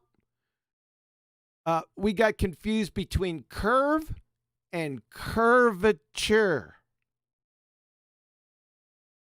Follow? Okay. You got it, Scrat? See, I was talking about curvature, not just curve. There's a subtle difference in those two terms. Okay. Yeah. Got it. Thank you. Yeah, I wanted to square that away because I think we left. We're like, not. I don't think we just didn't communicate well. So I hope that settles it. Yeah, it does. Thanks. Yeah, you're welcome. Adam, We sir. didn't know what the subject was about. Oh, the subject was the definition of curvature because it speaks to drop or a slope, elevation change, and Scrat was saying, well, I can curve on a flat surface. That's a curve. Yeah. Okay. Follow? Yeah. Okay, now everybody follows, right? We don't have to go back to the next or to the last stream. Right? Nope. That would be an axis error. Yes. An axis of foolishness. So any last thoughts on this one, Adam? No, I was wondering what he was meaning there, but then when you said I can make a curve on a flat surface, yeah, you can, and your curve's on the wrong axis. Yes, and therefore irrelevant. Yes. Any last thoughts on Alice and Bob? Oh, final thoughts. Well, no, we're not doing final thoughts on the show just yet. I'm going to go over a couple more things, and then just any final thoughts. We'll move on from Alice and Bob here. Really? Because we can't. Because there's an abyss. I said I look forward to hearing the explanations as to what you're presenting. I think you're a wicked man presenting them with orthographic projections like that and asking them to resolve it. But the lack of resolution is exceptionally telling with regards to ball of comprehension. Damn, he's pulling out the big guns, using metaphors and stuff. I'm liking it. He's an aristocrat. Hey, well, I've just spent. It was my birthday. When was it? Yesterday. Was it? Oh, congratulations! Happy birthday, man! Yeah. I went to the estate of the Duke and Duchess of. Maybe you drank too much because you forgot a lot. Oh, Betty, I've been wrecked. You see, it's a good job you didn't go through the food today. What I described yesterday was shocking. But yeah. Now we're going to ask. I got married on your birthday then, because yesterday was my anniversary. Oh, it's a good day. Congratulations. Thank you. Congratulations to all. Yeah. It was Devonshire. It makes no sense because I was on the estate of the Duke and Duchess of Devonshire, which is in Chatsworth House, which I'm sure Mudflooders would love a look at. I went, oh, yeah. So, yeah, I am a little frazzled, John. Very lovely. I thought you'd cancelled, when Neil was saying, I thought BALLBUSTERS was this weekend just gone, which I was quite pleased because it coincided with my birthday. But is it still up in the air? It's still up in the air, Adam, because I'm headed out on vacation. I got a lot of stuff to take care of. So it's still up in the air for right now, yes. Yeah, and when you come back, right? Because it might not be nice timing when you come back. Right. Because I think I'm flying. It's a little bit up in the air. That's why I'm a little bit wishy-washy on it, because we're having trouble with the flights. I don't want to get into all that information, but there's some flight issues going there and back. Well, going there, there's no flight issues. But we ain't going to talk about that. Oh, before I forget, I do want to shout out Patreon of mine, all the Patreons, basically, but specifically James Mays. So James suffered a tragedy in his life. I just want to let you know out there, James, that and let everyone else know. I'm not going to get into the specifics, but we're all praying for you, guy. Right? Hang in there. Just take your time. Do what you need to do to get done. Right? I know it's probably overwhelming. But we're thinking about you. Yeah, and I wish for a lot of help for you. Yeah. All right, so Alice and Bob going once. Stacy, Alice and Bob. No. Yep. Hey, I'm back. Oh, Sorry about there that. she is. There they are. The floor is yours. You know, I do want to say something because there was I remember this day we spoke about, and I'm glad Jeremy actually says something to you about it. They were making a mockery over at Brandon's server too about it, asking us questions, and we both said one. I already said I couldn't speak on that degree, but they did ask a stupid ass question like, "Well, if we keep telling him to change his argument, he doesn't change it. Is that stupid?" And if it's a wrong argument, I said, if it's a wrong argument, you're asking a question, then yeah, it would be stupid. But if it's not, then yeah, it's not. But this isn't a wrong argument. Now, I will say, I did say that the demonstration was a little shitty for me to just look at and to figure out what you were trying to mean. Because I hadn't heard your full Allison and Bob argument. So for me, just looking at your demonstration of your figures, I'm not going to lie, I was like, huh? Well, you know, so we went over that for a second. But then I heard that your argument had changed. Now, this is where I was confused, and it was about measurements, but that wasn't your argument. That was a Glover's. So I'm glad I went tonight and listened to the show because it was made out to be this was your argument, the new one, this building one and the measurement. I mean, it's the same thing, but measurements to it and everything else. So we were kind of confused. Oh, yeah, that's not my argument. That was the rebuttal I got back from Matthew. It was Matthew Learns and two other people that were on the panel. That's not, yeah, those are the rebuttals against my argument. Now that makes perfect sense because I was like, why would he change his argument? It just, yeah, we were confused. Yeah, so you guys squared away? Totally. Perfectly squared away. Glad we came tonight, honey. Cool. Totally. Yeah, that happens a lot, right? Where they sort of change what you said and make it out to be more foolish in a sense because they are misapprehending it. Right? Yeah. They don't get it, and then they explain. They try to say what your argument is so that they can attack it, but they already start by misstating that argument that you made. Misstate. Yeah, they're pretty confused. Yeah. So talk to Matthew Learns, because that's his argument. All right, so move on from Alice to Bob just for now because I'm going to come back to it. You know, I'm not going to let this one go. Like I said, up your 6's. Ballers. What is 6's already? Yeah, we can move on from that. I want to move on to the website. We'll get back to the 6's later. The website. A lot of people have been telling me, hey, what's going on? You're not talking about your website. And they're right. I get, involved in other things and I forget to talk about it. So I decided to go ahead and pull it up. This is globeterminator.com. It is my website. It's been up not last April, the April before.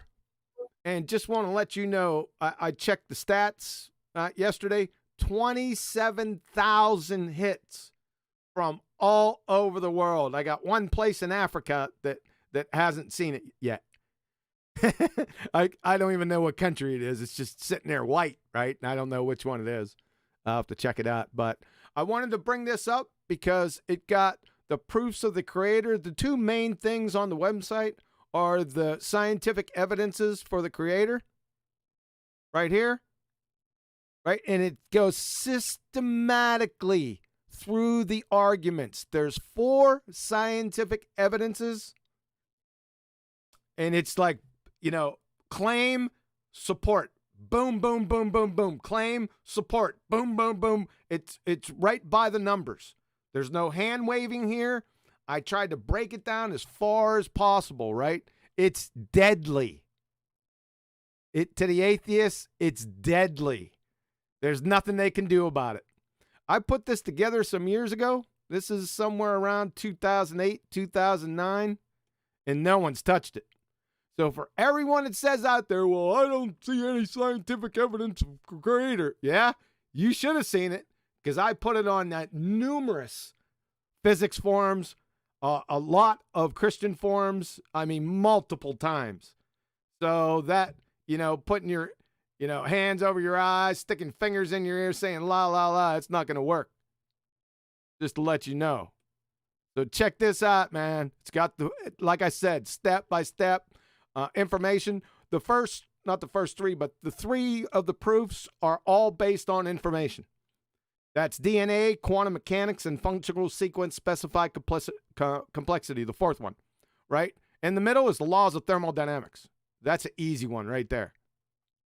There's nothing you can do about it. So jump on there if you get a chance. Like I said, it's deadly. You can't get around this stuff, folks. Can't get around it. And then, before I go to the flat earth proofs, 1 second. Let's go down here real slow. Let me put this up because there's some sounds on the flat earth proofs that if they go out on the stream, they might have little copyright problems. So let me deal with that. 1 second. Those sounds will come over there, so that should be good. So let's go to flat earth proofs. Of course, you got the black swan, and you got a list that pops up. It has all the flat earth proofs right here on the side over here, right? Has the black swan argument for you in spades, right? Also has flight. One of my favorite arguments, by the way. They can't, there's nothing they can do, folks. It's all right there for you. All this has already been done for you. You know, going out and trying to find how to prove that the earth is flat to the ball tarts, it's already done. That hay's been stacked in the barn. The barn's right here. It's already here. Just go here. Right? That's why I did it.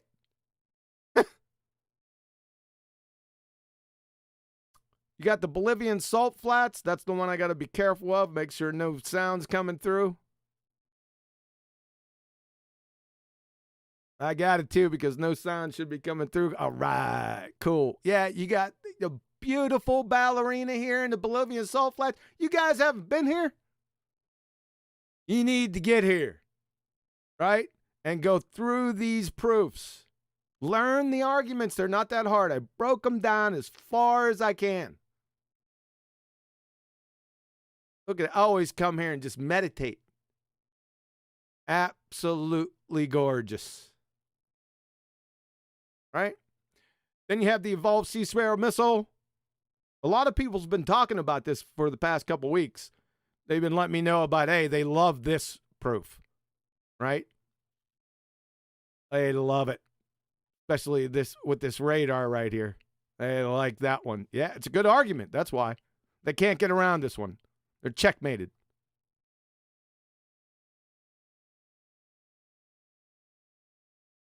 Coriolis effect. Right? Like I said, systematically. It's all explained. Take advantage of it. GlobeTerminator.com. Just pop on there, folks. Right?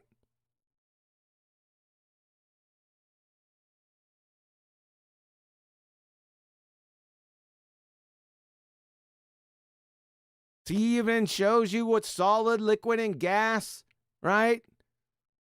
You know those gases that are spinning along with the earth? Oh my God.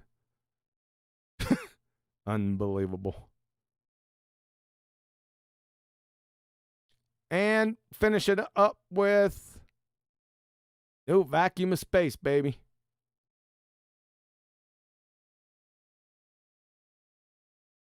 Bam! Right there for you. Right there for you. You don't have to do anything. Just read. Right? Take it all in. Then bring it out and hammer them. All right. Let me take the ballerina off mute and get on with it. Any questions or concerns?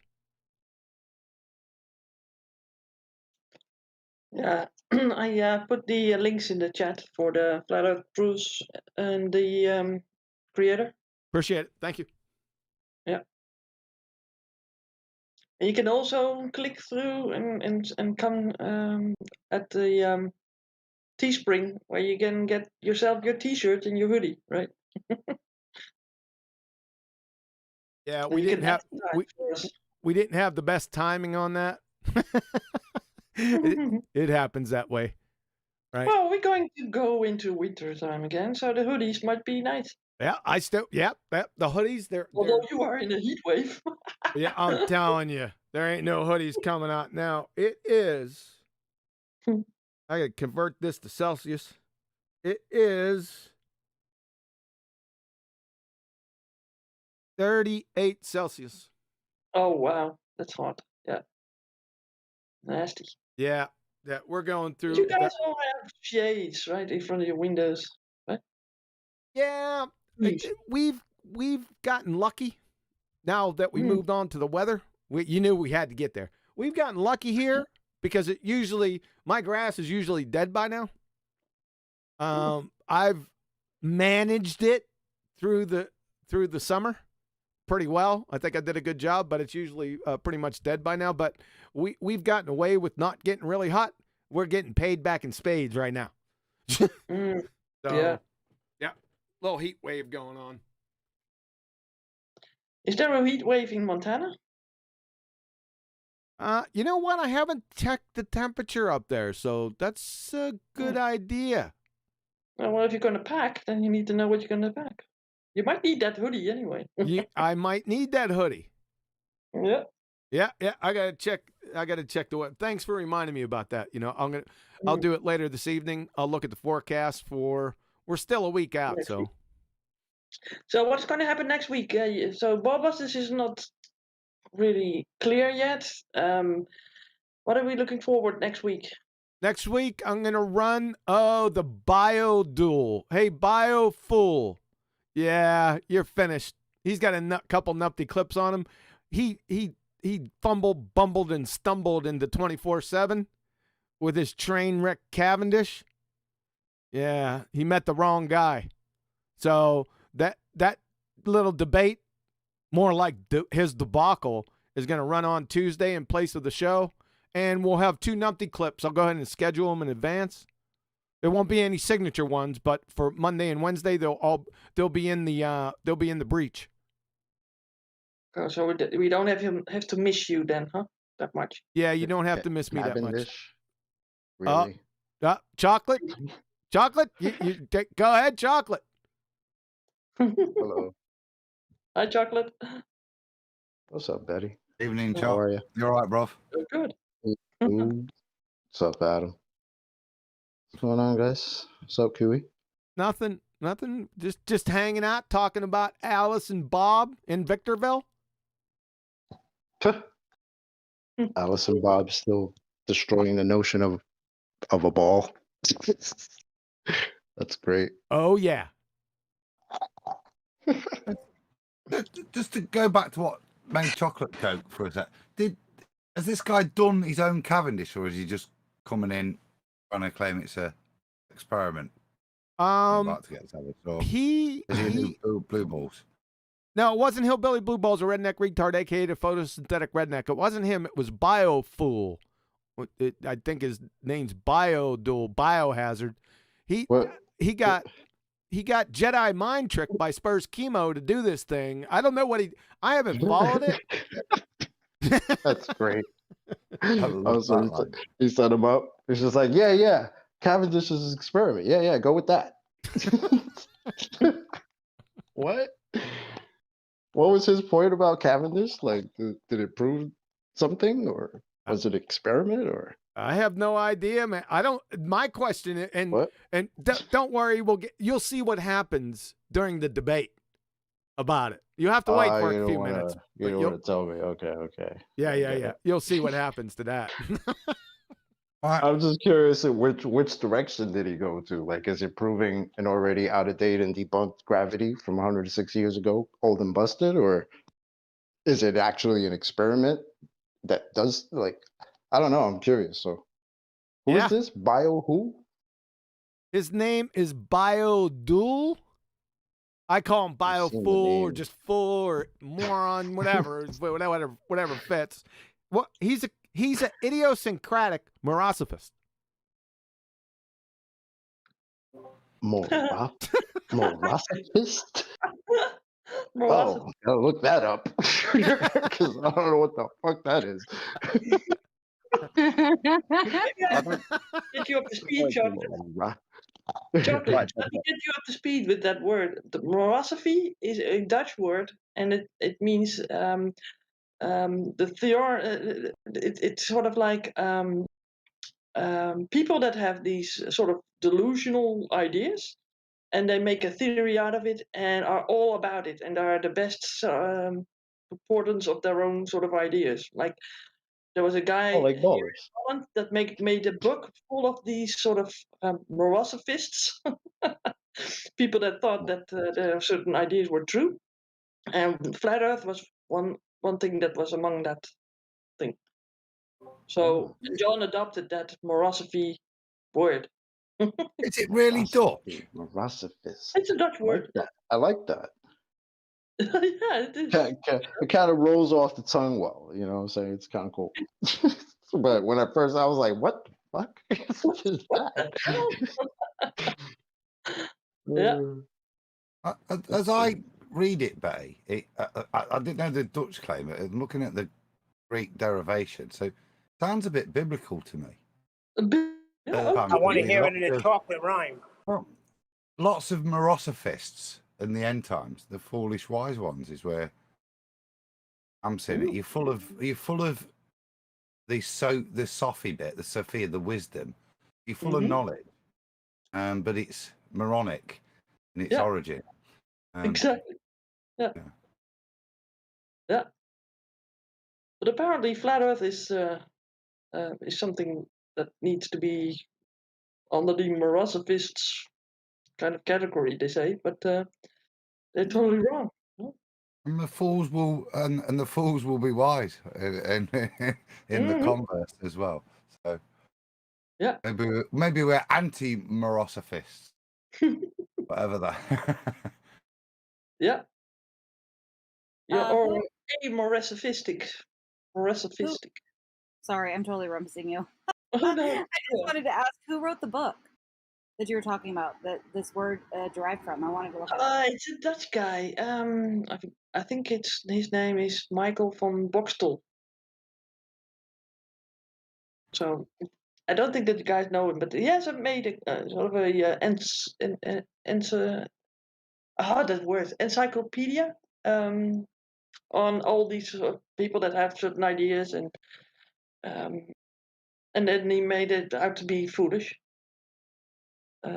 So I'm thinking of ordering the book just to see what else it's in there that they find stupid, right? Because it might be interesting to see what they sort of set aside, which might be interesting to look at. I like the people that think outside of the box. Can I change anti-morosophy? Yeah, it's a good one. I want to hear it in a chocolate rhyme. Well, I'm giving you a bit of Greek Latin rhyming. I'm going to drop some Latin, if that's all right. Neil, is that some Latin bars? Go ahead, bro. No, I'm not. No bars. You can put it into bars. But I'm looking at the derivation, and it's moron. It also comes from dull, so it's like a dull wisdom. So maybe we could be Luchosophy, where LUC, which would be illuminated by light and wisdom. So there'll be those two reversals. I did have a feeling it was. Is it? I'm not looking it up right now, but is it like linked to the word moron somehow? Like, yeah. Is that right? You think? Okay. Yeah. The guy might have picked it up from English, right? From the Americans. Who knows how he came by it? Yeah, but I like the word, right? It's a sophisticated word for moron. It's a morosophist. That's awesome. Thank you. Vaya con Dios, baby. And QE should know where that's from. If you don't, I'm done with him. What's that? I just said. I didn't hear you. Vaya con Dios.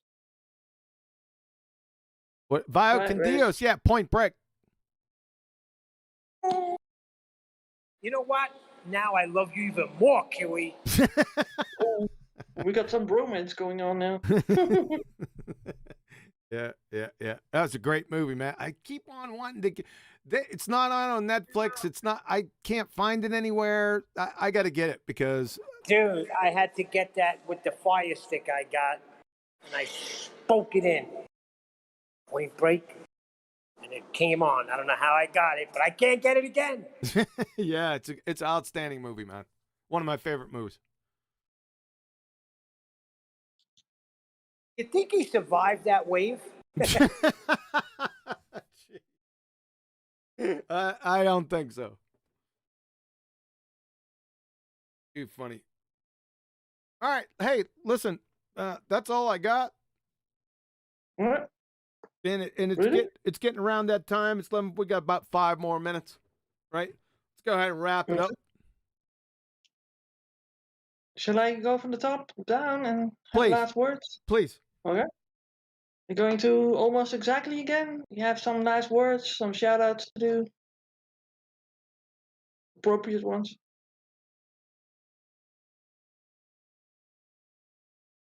I think almost exactly is exactly gone. All right, I go to the next. Amanda, hugs and kiss. Hey, I got a question. Where do I watch your live stream? I'm listening on Discord, but I don't know where to get it so I can watch you guys live. Okay. I can put a link in underneath here, and then you can get yourself a notification for the channel next time. Is that okay? Or you could just put Quantum Eraser into the YouTube search bar and his Okay, channel will pop up. Oh, good luck with that. You put Quantum Eraser in there, you're going to get the experiment, like 30,000 Quantum Eraser experiments. Yeah, but if you put channel behind it, then you get your avatar, which is the solar, and then you I can actually get it every time. Every Really? time I type in quantum eraser, you're the first thing that pops up. Type Really? in quantum eraser, Yeah, hit enter, that's and what then you're at the very top. Yep. Not And me. it has general Exactly. channel. Yeah. Not me. Nope. Not me either. Isn't that weird how it works differently for everyone? Yes. It's like you can have it, but you can't have it. It's your own channel and you can have it. Yes, exactly. The guy that says this, Amanda hugs and kiss, it's in BALLBUSTERS live stream in Discord. You can snatch up the link there and watch it. I just spammed Bob and Alice there in there, so you should see it now. Yep. You got it? Hugs and kisses? I got it. Thanks, guys. Yeah, you're welcome. It's my wife's phone. You're kind of worried there. Yeah, I was too. I was like, hugs and kisses? Okay. I would like to, that I would sort of hear a girly voice and then. That's what everyone was waiting for when she said, "Okay, we got a new one, Amanda hugs and kisses." We were waiting for that woman's voice, and it didn't happen. Like, hi. That's awesome. That's funny. I was excited for another girl to be in here. I was like, yay! Oh, sorry. No offense. I'm so excited you're here, but yeah, it would be nice to have some more girls. Yeah, I try to talk to my wife about any of this stuff. She's not interested, you know? Okay. Have her come and talk to us. Yeah. She's invited. All right. Chocolates. You want to have some words, some last sayings before we burn it out? No. Oh, that's good. No. I mean, I just got here. It feels weird saying byes, but yeah, great show that I didn't see because I came in to say hi. I want an extra chocolate. Yeah, I gotta keep it 100, man. You know. Yes. I popped in. I saw you guys are on. Wanted to say what's up. What? Yeah. Thanks for coming, Chocolate Man. Good to see you around. Of course. Make sure it's more next time. Yeah. Yeah. I'm trying to. I got you. Pop up more. I got you. Tell her I said hi. Copy that. We got Jedi. Hi, Jedi. Hey guys, you were talking about biodual earlier. Jedi. Hello, Chocolate. What you're saying, my friend? Happy birthday yesterday as well, my friend. You were talking to Bio. Good to hear you, bro. Good to hear you. Good to see you as well. You were talking to Biodual about Cavendish, mass attracting mass. Yeah, I started mocking Biodual the other day on the premise that mass attracts mass. Yeah, if mass attracts mass, then eventually, you know, bird murmuration, when there's a swarm of birds, yeah, eventually there's going to be a swarm of birds that will be big enough, there'll be a mass enough that it will attract them from a bird planet. See, the thing is, I actually got Biodual down this path and actually started agreeing with me. Yeah, eventually, if you get a big enough mass of a swarming beast, it will eventually form a beast planet. I've got him there. He agrees with me. So keep on him. I'll get him just by gently mocking him. What? And bird planet? Right. That's As anybody said, it's defined as murmuration. When birds are swarming around finding a place to roost, there's like huge, great big black clouds in the sky. Yep. Right. There's massive birds here, right? So eventually, if there's more birds, mass attracting mass, these birds are going to collide together and form a bird planet. Now, if we think about locusts, that's thousands of square miles of swarming mass of locusts. I mean, I am gently mocking them. I do get the premise, but you mentioned Biodual, and yeah, he kind of agrees that eventually the bird on the outside of this swarm of birds are going to be affected by the mass of the birds. Idiot. I'm with you, Jedi. If there was enough of them and they were high enough, they could possibly go into orbit, couldn't they? Well, see, this is where I started talking about dung beetles, right? So you get a dung beetle that's got rolled up a big enough mass of dung, and eventually the dung beetle becomes its own moon around the dung planet that's created. Yeah, I get you. Yeah. Hold on, Sounds is that legit. Jedi? Time out. Is that Jedi? Well, what's up, Neil? He's just going off, isn't he? Hold on a Been second. great. Jedi is the main man. He had the most patience with me because I didn't know how to get on Discord when that whole pandemic started. And Jedi was the most patient man I've ever met. And it's because of him that you have me now. Jedi, you are the man. I appreciate your love, Neil. That was 2 hours just Ban to him. figure out.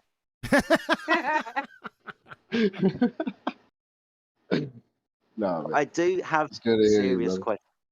Yeah, Yeah, we brilliant. do actually have a very serious Really, question. real serious question, right? What happens to ice in a vacuum? By definition, we all understand what sublimation is, right? So when you put ice in a vacuum, it sublimates, it turns to gas. Now, this is a huge problem when we got rings of ice around Saturn, right? Ice in a vacuum. Now, by definition, there's no temperature in a vacuum, so it's cold. So it's cold in a vacuum. When you put ice in a vacuum, it sublimates. We can use a vacuum to make ice, but we have to remove the ice out of the device because it sublimates. So I've got a new question.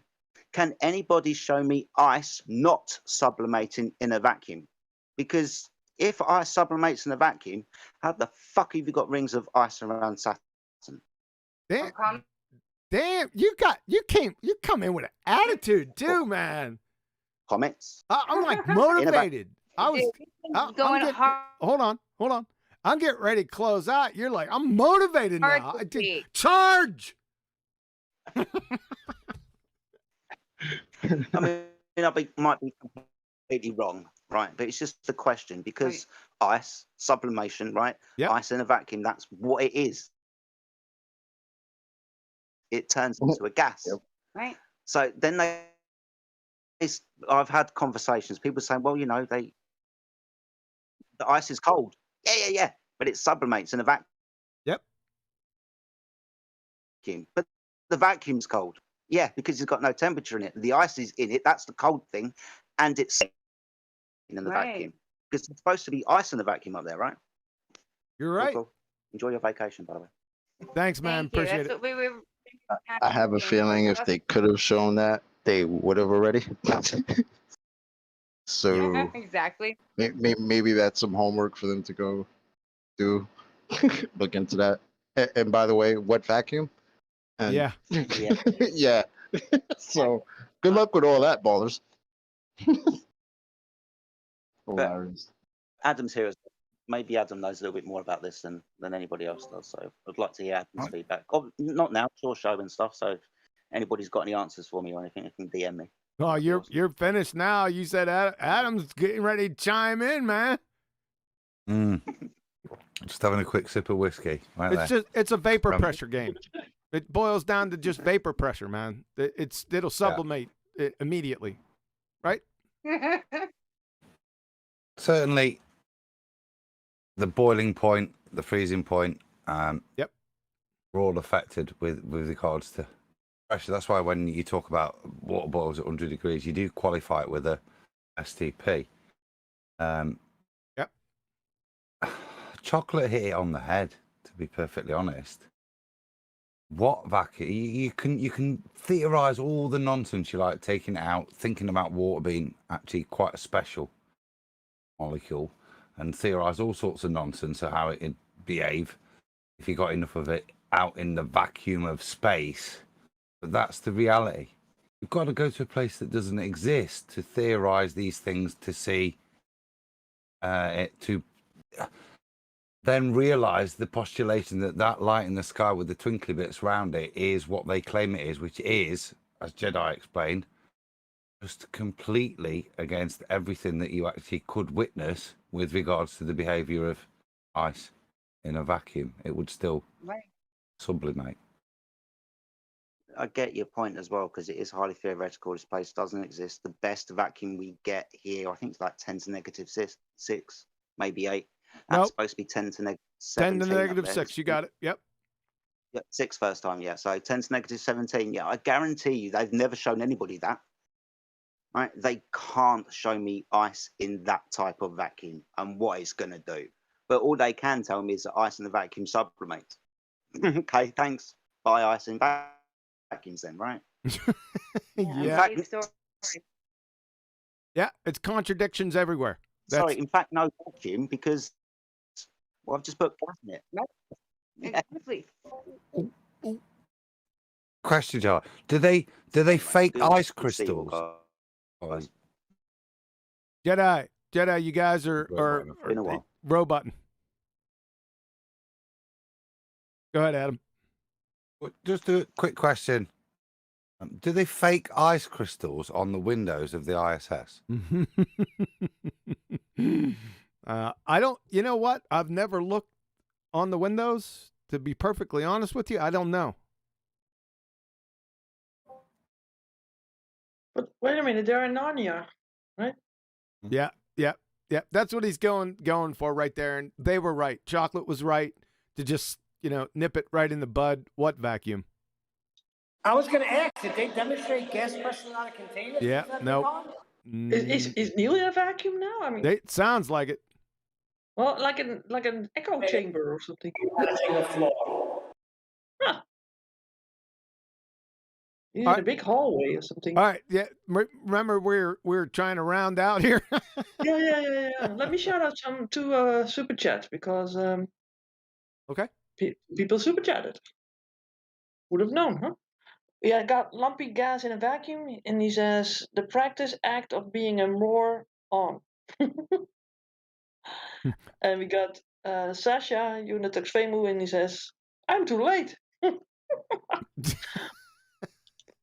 Yeah, you are too late, but he's in the chat, so we might get to him. Yeah, he's right? next in line, isn't he, or is it Neil? Well, yeah, I think so. Well, Neil has to do his thing, I think. Shout out your channel, Neil. Oh, it's my turn? Oh, Yeah, God. shout out your channel. Shout out to Neil's non-channel. My word. Thanks, Betty. Nice, huh? All right, then we go to Sasha. Hi, Sasha. And show was about.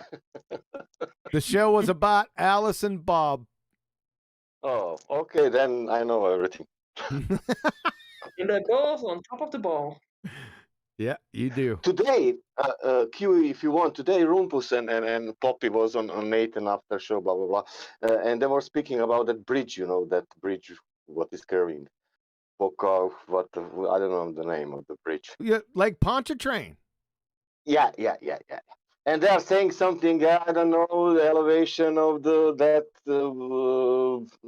stuff, blah, blah, blah, to the center of the air, blah, blah, blah.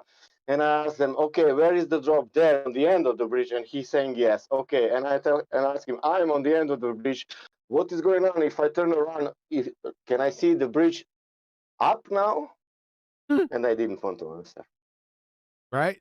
Yeah, that's a simple one. Just go to the elevations on each side of the bridge. Not the bridge, the shoreline of Lake Pontchartrain. They're both at the same elevation. So how can there be curvature when curvature demands elevation change? This is what the problem is. They're conceptual morosophists. Sasha. That Rumpo is saying it's not elevation change. It's we need to look into the center of there. Yeah, I don't really care what he has to say anymore. He's a conceptual morosopist. Yeah, I know. All right. Anything else, Sasha? Yeah, Bob and Al is the best proof for the not globe. Outstanding. Thank you, sir. You don't need to observe nothing. Only that. Yeah. All right. Next in line, Shines. Just another great show. My word. I'm gonna look into that even further. I want to find that book. I really love that word. I think it's fantastic. And yeah, people need to take art classes. They need to learn perspective. They need to go out in the real world and experience life and not just stare at single photos that have been compressed all day. That would be great. Right. All right.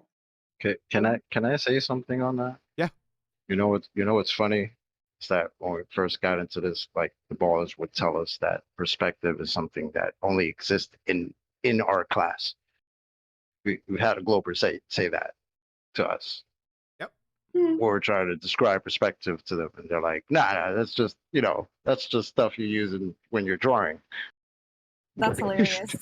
Yeah, but isn't Yeah. That's why they Yeah, use it, is because that's how reality works.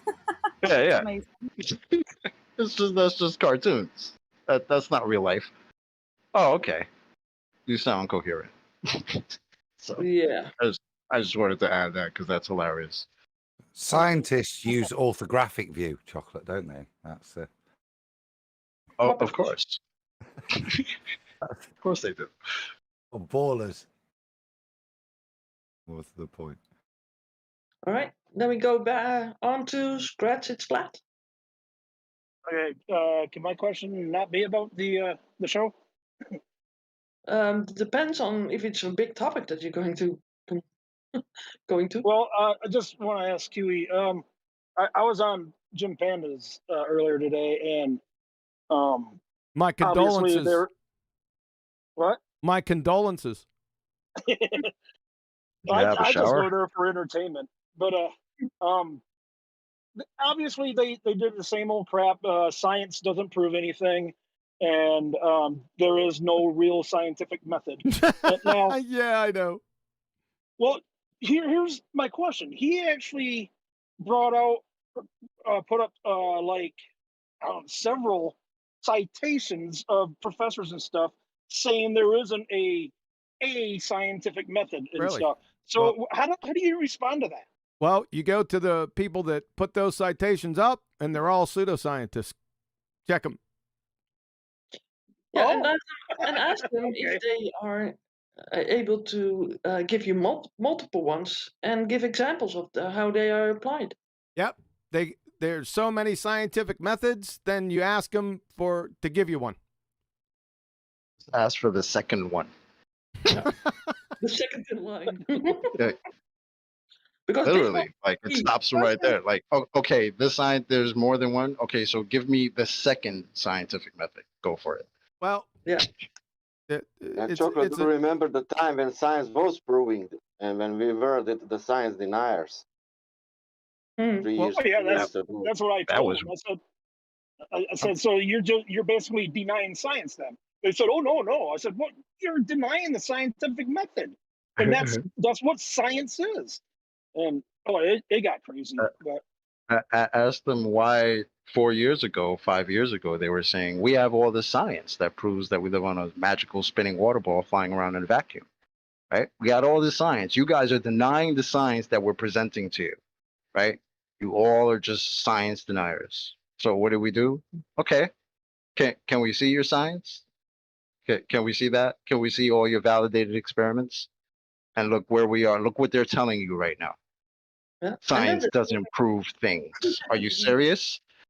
Well, I pointed It's a out that if you for example, if you prove you're null, you proving that your assumed cause was not the cause of the effect, and that proves it because you manipulated it.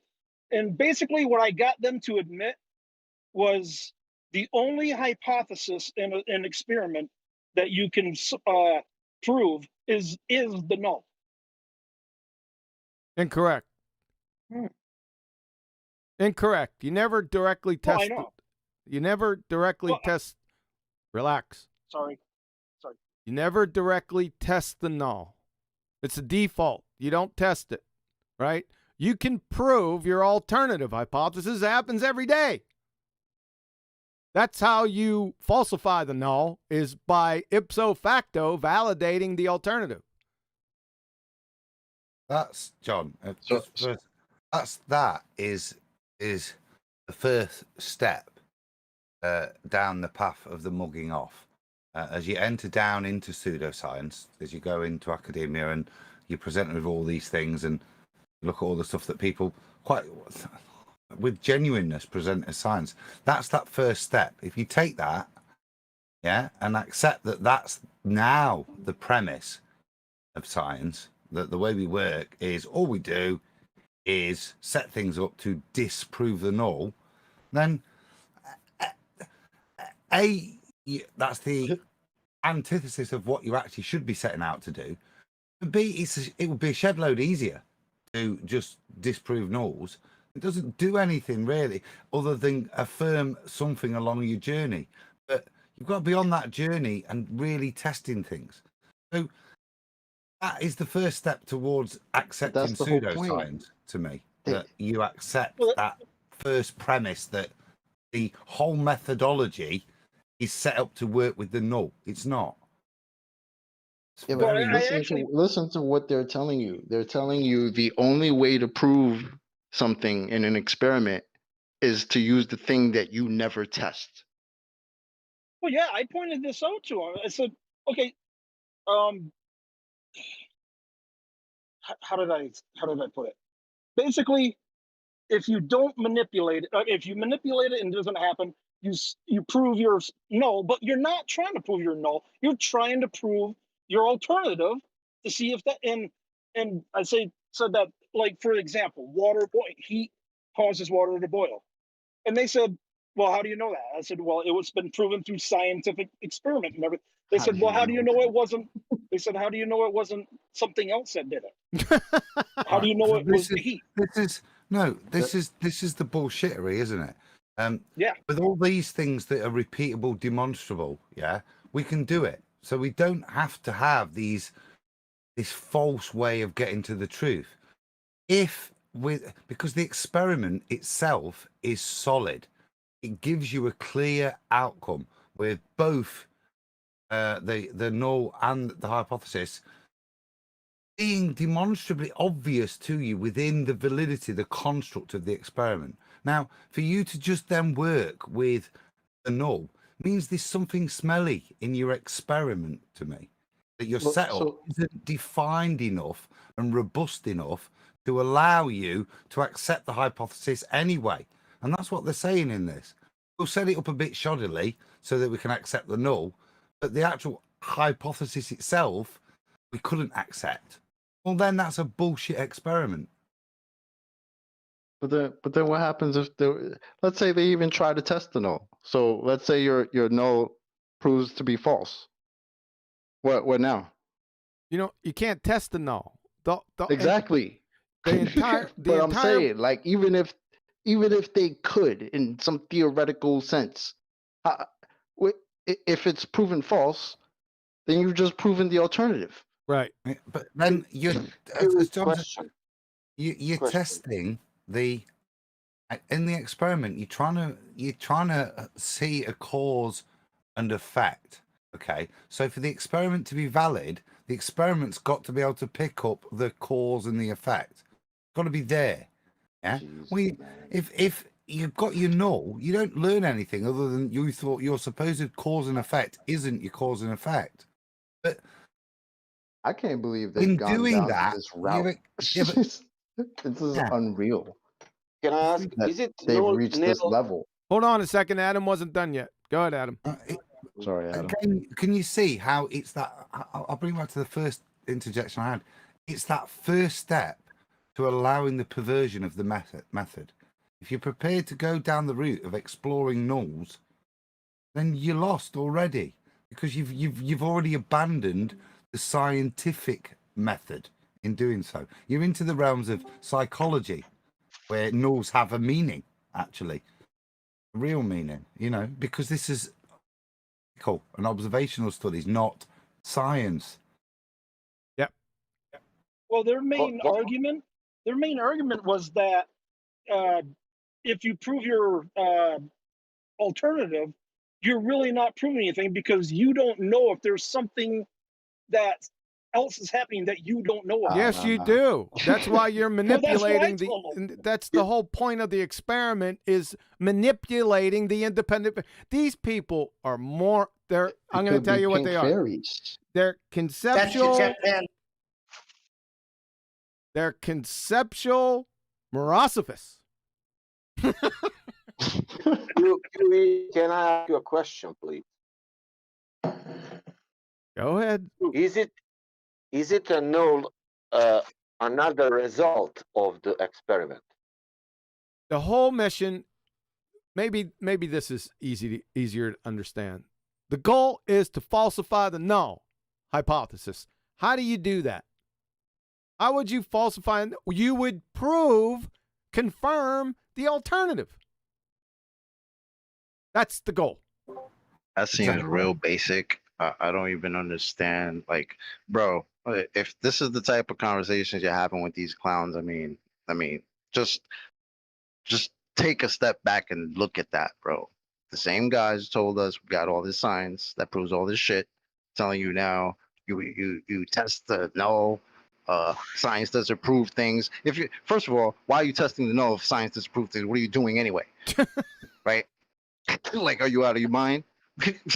Right? I mean, this is the people you're talking to, right? So yeah, that's what it is, man. I don't know what else to tell you. They're snatching. Well, they're snatching their own wigs off, man. Every day. They were saying that there are no absolutes, because hold on. 1 second. They say there are no absolutes. Is that what you said? Yes. Yeah. I pointed it out that wasn't absolute right there. Yeah, exactly. Is that absolutely true? Idiots. Right? So everything they say, they snatch their own wigs off. And by the way, I wanted to add something back to the original comment, that there were many scientific methods, right? How can there be many when it's called the scientific method, singular? They have a problem understanding singular and plural, along with showing you the second one. Just wanted to say that. Go ahead. Oh, by the way, they're not calling it your scientific method anymore, or they're now calling it Nathan's. I just heard it the other day that it was mine, man. I'm sorry. Well, they told me that it was Nathan's. Irrespective of who it is, and in these debates, it's incumbent upon them, if they're going to question the scientific method, for them to bring something else and validate why any disagreement their new method brings is what we should accept as the scientific method. All you tend to get is, like you hear there, it's QE's or now, and I think they might fight over this, it's Nathan's, but that, frankly, is just laughable and worthy of a hand wave dismissal, because it's just nothing. It's nothing to address unless they bring something that's worth discussing. Other than that, really, what's down, they knows the truth. So unless they're going to bring something to oppose it, they're not worth arguing with, really, is it? It's not worth actually continuing the debate on that principle, especially I'm sorry. Is this when where we're when at? it's an ad hom version of an alternative, a QE or a Nathan. Go on, Neil. Is this where we're really at? Really? The scientific method is not the scientific method? Yeah, we're There's gonna another solve. one? Hey, I'll Is tell this you. where Oh, we're at? hold on a second, Neil. Your mic. I'm sorry, you can't do it. All right. There is going to be a numpty clip tomorrow that's going to solve this little question for you, Scrat. So make sure you listen to the numpty clip tomorrow, all right? It's not my mic. It's where I was. Oh. So, Scrat, pay attention to the numpty clip tomorrow. We have the PhD booger-eating schmuck, M. Scott Veach, that's going to make that exact claim. And you're going to see what happens to him.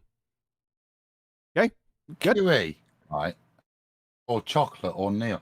Wouldn't you like to see and get your teeth into an alternative scientific method? You know, for years they've been touting this. I'd love just to see them cite one.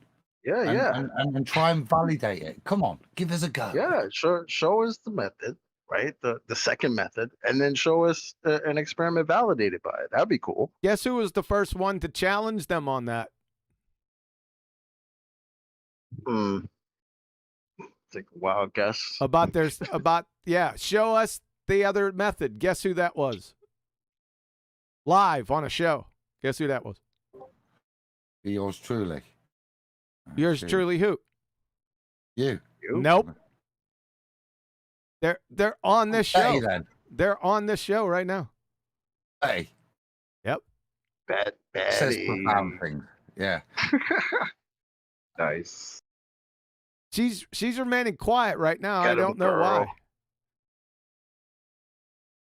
Because Can I ask one more question? She doesn't have to speak. Hold on a second. champ. Hold on a second, guys. Betty, you remember that. I Yeah. remember it.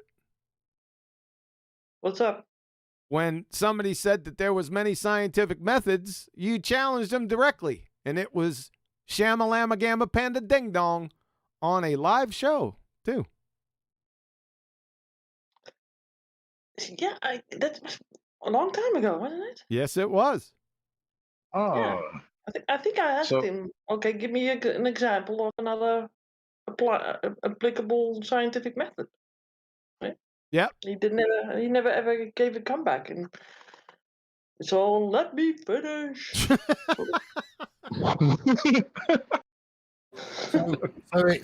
The phrase is, That was give me an great. example of another scientific method. Trademark Betty Van Velsen, what we're looking at, Betty, 2018, 2019? So, yeah, I think it's more like 29. Yeah. Time flies, right? I think it might be even be 2018. Yeah, I think it's 2018. It was on 24/7. Nope. I think. Nope. It was on what's his name's channel, Mr. Mr. Guitar. Oh, Isa. Isa. Yep. Yeah. Yeah. Yeah.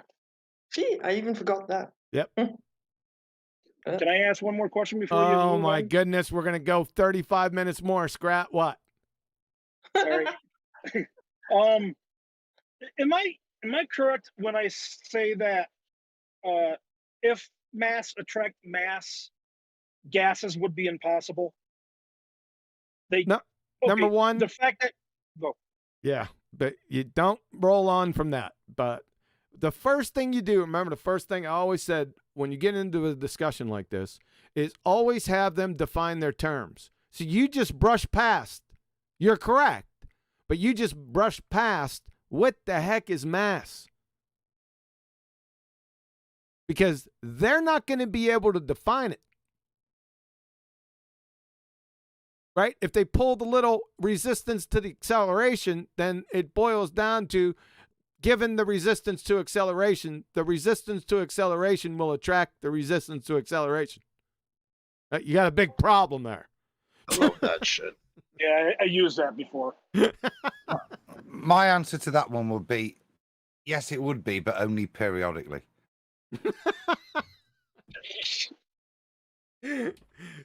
Yeah. So, and F equal ma, which is garbage anyway. Quantum mechanics dealt a death blow to that.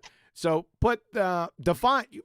Every mathematician knows that every single variable in an equation has to be rigorously defined. So you have to define m, right? So if they go with their little resistance to acceleration, because I'm going to hammer them if they go for the amount of substance, they're through, because the Royal Society of Chemistry deals them a death blow. So what they do then is say resistance to acceleration. So word out, force equals mass times acceleration is now force equals the resistance to acceleration times acceleration.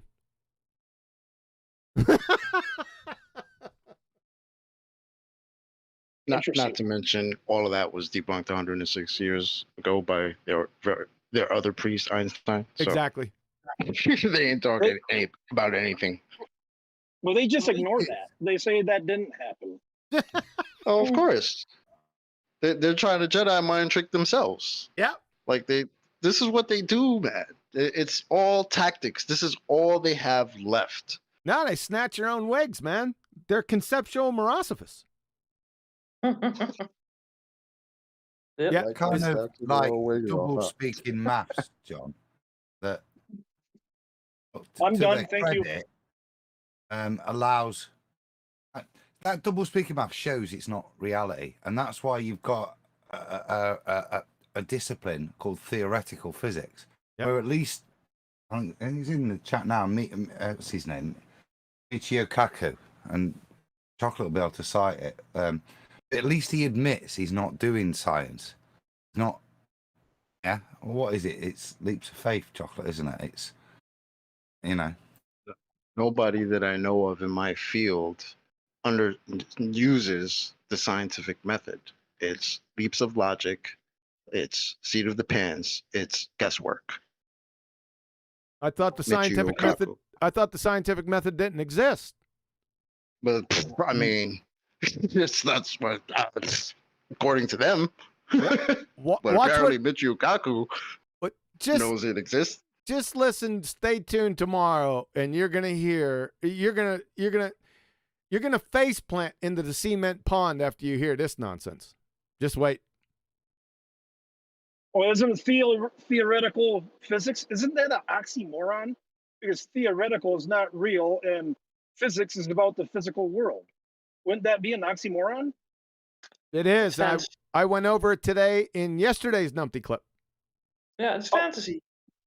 Well, it proves my point that the equation, which became nonsensical when you tried to combine all work, doesn't represent the real world. Maths does not represent the real world. Maths is not physics, whether it's Newtonian or Einsteinian. Neither of those are the real world. Precisely. They're a very, very bad description. Yep. All right. Is that it, Scrat? Thanks. More, please? Thanks a lot, Scrat. Okay. I can wait until next time. Actually, I'll forget. I got you. Just one more. Yeah, it's fine. Maybe we should make a show all about Scrat, because he has some content from the other side that might be need to address. Hey, Sprat, go for it. QE can be mad at me. I'll take it for you. It's all right. I'm not angry. I'm not angry. I just find it. I just find it funny whenever I go to round out. Everyone I once asked questions. That's fine. That's when the party starts, bro. Okay. Well, you said many times, and I heard the quotes or citations from Richard Feynman and all that Newtonian laws of motion were not right. Now, what I get when I mention that, they say, then why do we use them all the time? They don't. They say they do, but they don't. Yeah, this has been going on for some time too. That the engineers, they use it with bridge construction. Well, every time that they say that stuff, I say, okay, let's see the equations. Let's see it. Well, guess what happens? Nothing. So whenever somebody claims something, show me. Show me that. That's just can I see that, please? Yeah. Be That nice about model? What model? That model. Can I see the model? What model? Which model you Well, they got? say, they said that you can use his equation, his laws, that to predict how far an object will fly and everything. Oh, really? And I asked, You see well, you see the switch? You see the switch? They said that you could use it. So it went from, oh, we do use it, to, oh, you could use it. oh no, You actually, you gotta listen to them, man. no, actually, they claim that they do. They told me Oh. that they do use his laws of motion to predict how far an object will fly. And my question was, okay, can you use the same thing to predict how fast a feather will fall? And they said yes. Well, that's the problem. You're just asking them another question that they could just say yes to. You didn't ask them to validate the first statement. And they're going to give you that statement without validation. So whatever you say next, oh, of course we could use it. We could use it for that. We could use it to bake bread. We could use it to drive cars in the pool. We could do whatever we want because that's what we do, right? All you got to do is ask them, okay, show me that. Where is somebody using this in an equation in real life? If I'd have spent ages, and credit to Newton here, you know, dropping things and measuring how far and fast they drop and at what rate they drop, and that's credit to Newton, not Einstein. This is all theoretical nonsense. And then I developed some mathematics to describe the measurements I'd taken. Does that mean that the mathematics then describes reality? Because that's what we're talking about here. How do you figure out the tensile strength of something? It's not because your maths represents reality. It's because you keep bending it until it snaps. Exactly. And then write that number down. Exactly. Yeah? Exactly. You got it. Think about what they're telling you. All this is backwards engineered. Math only describes, when you say prediction, that's not a scientific prediction. Mathematics doesn't make scientific predictions. It's not science for one thing, and it's not a prediction. It only describes. That's it. It's all it can do. There's no magic here. Clowns. I would say just ask him, can you show me where the sniper uses Newton's equations to fire the bullet? Go from there. I'm done. Thank you. You sure you're done? For now. Yeah. It's too fun, Scrat. I always like it when you come in here, man. You got some good points. Thank you. You're welcome. Adam, you want to round it out?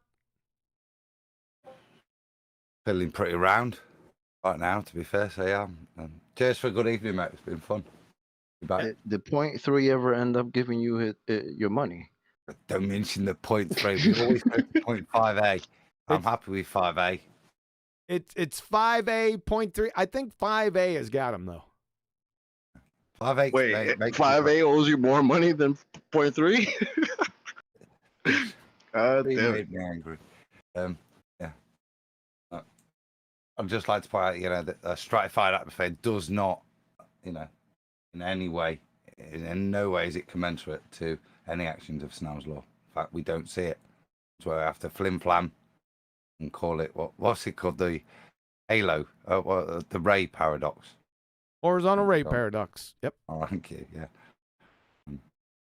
5A, all the way. 5A, baby. So we got a little numpty in the chat here trying to debunk physics by taking quotes from PhDs. You do realize they all know the earth isn't flat. Number one, they're not quotes, they're citations, right? All those citations need to be supported in physical reality. They must be demonstrated. They're not just words.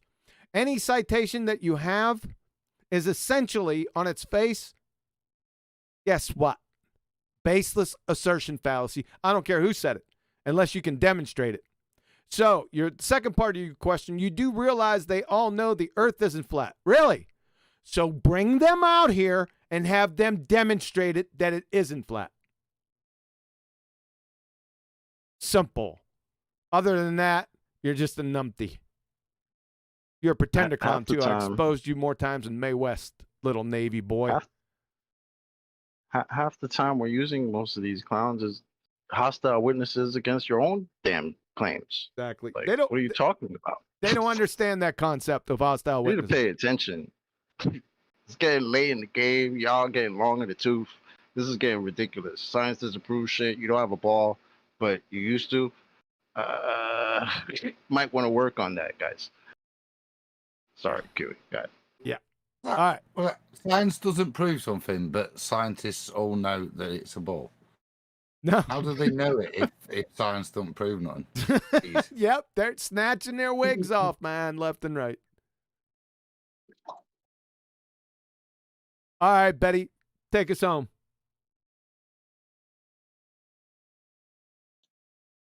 Take you home. Not take me home, take us home. Any admin, Okay. any last bits? Well, I don't see any admin other than that I need to shout out Nathan Oakley 1980s channel, and he has a debate out now, right now, I think. Right now? And Okay. it's called Flat Earth Debate 1477 Uncut and After Show. So that's right now. Everybody, when we round out, you can go over there. I'm out of here. Watch some other morosophists, maybe in debate with Nathan Oakley. Speaking about that word, I looked it up and got it through the translator, and it translates sort of like this. The explanation of that word. It says a delusional or delusional sage called a morosopher. Different from the mediocre pseudosciences, are often so bizarre and absurd that they almost take on literary quality. Philosophers are preceded by self-taught and adherents of their own needs. It's sort of like a wrong translation by Google because it sounds a bit weird. But it is sort of a delusional sage, so it's different from mediocre students, right? And often so bizarre and absurd that these people are the ones doing these classes on their theories and things, and that's what it basically means. I like the term morosopher. It is, huh? I so like it. I think that we can sort of adopt that for our delusional globers that are having had these lectures all over the world. Everybody was fooled by it this time. That adds a bit more clarity, Betty, and it's getting more and more applicable to ball Earth belief. Yeah, it goes beyond the pseudoscience, huh? Yep. Yeah. So yeah, I like the show and liked all the comments from people, and I especially things that has to do with perspective. I really like because that Alice and Bob that sort of proof it's for me it's the best. You know, I like those. So I was really enjoying this. Hope that everybody else in the chat also liked it, and we have to wait for another live show, I think, because maybe next Saturday won't, or this Saturday won't be a Ballbuster show. Still haven't decided. That's correct. Yeah, it's still up in the air. Yeah, but everyone could take tentative. You know, it's not going to be all that bad if it doesn't happen. They'll still have the numpty clips. Stay tuned for the numpty clip tomorrow.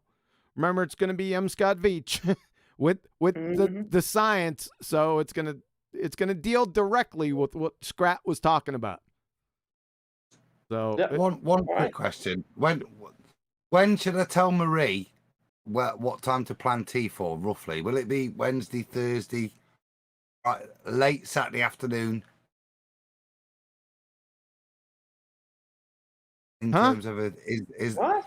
Well, I have to have my tea before Ballbusters. Now I've got I don't make tea, as you well know. Otherwise, it'd be a very poor standard.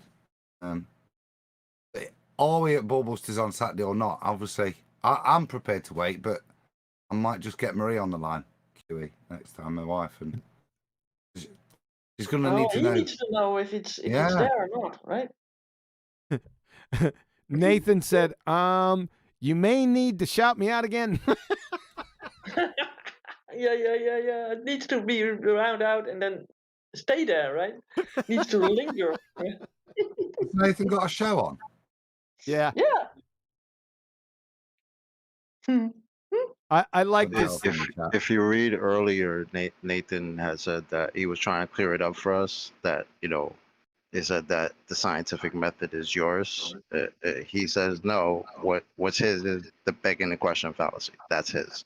Ah, that's it. Yep. Well, Adam, I think that we will put in Ballbusters whether there will be a show or not. Will be either on time or fashionably late if there is a Ballbusters. I'll try to get the word out no later than Thursday whether Ballbusters will be a go this week or not. It's definitely not the next weekend, so we might have to take a little respite on Ballbusters. We'll see how it goes. Just remain flexible. Everything will be okay. Yeah. All right. Well, let me shout out Nathan's show again because everybody go on to Nathan Oakley 1980 and watch the debate there because it's worth your while. All right. Thanks, guys. Thanks, Betty. Is that it? Yeah. All right. Thanks, guys. Thanks, all the panel members. Hopefully the presentation today will help you out, give you a little bit more insight because, like I said, this is just essentially all background, barely palpable background noise. The spinning ball space monkey religion's been dead for about 5 years now. If you go to my website, like I showed during the show, just pull up the proofs. It's over. It's been over. Now it's just, we're just having, this is fun, right? This is just grave walking and laughing. That's all. Listen, all they have, this is all they got. All the rest is just mindless theatrics. Here's what they got. They have images from a second law of thermodynamics violation. That's it. If they don't say it, it's it. That's all they got. And it's a fairy tale of epic proportions. So, take no prisoners. No quarter will be asked. None shall be given. And remember, I'll be back.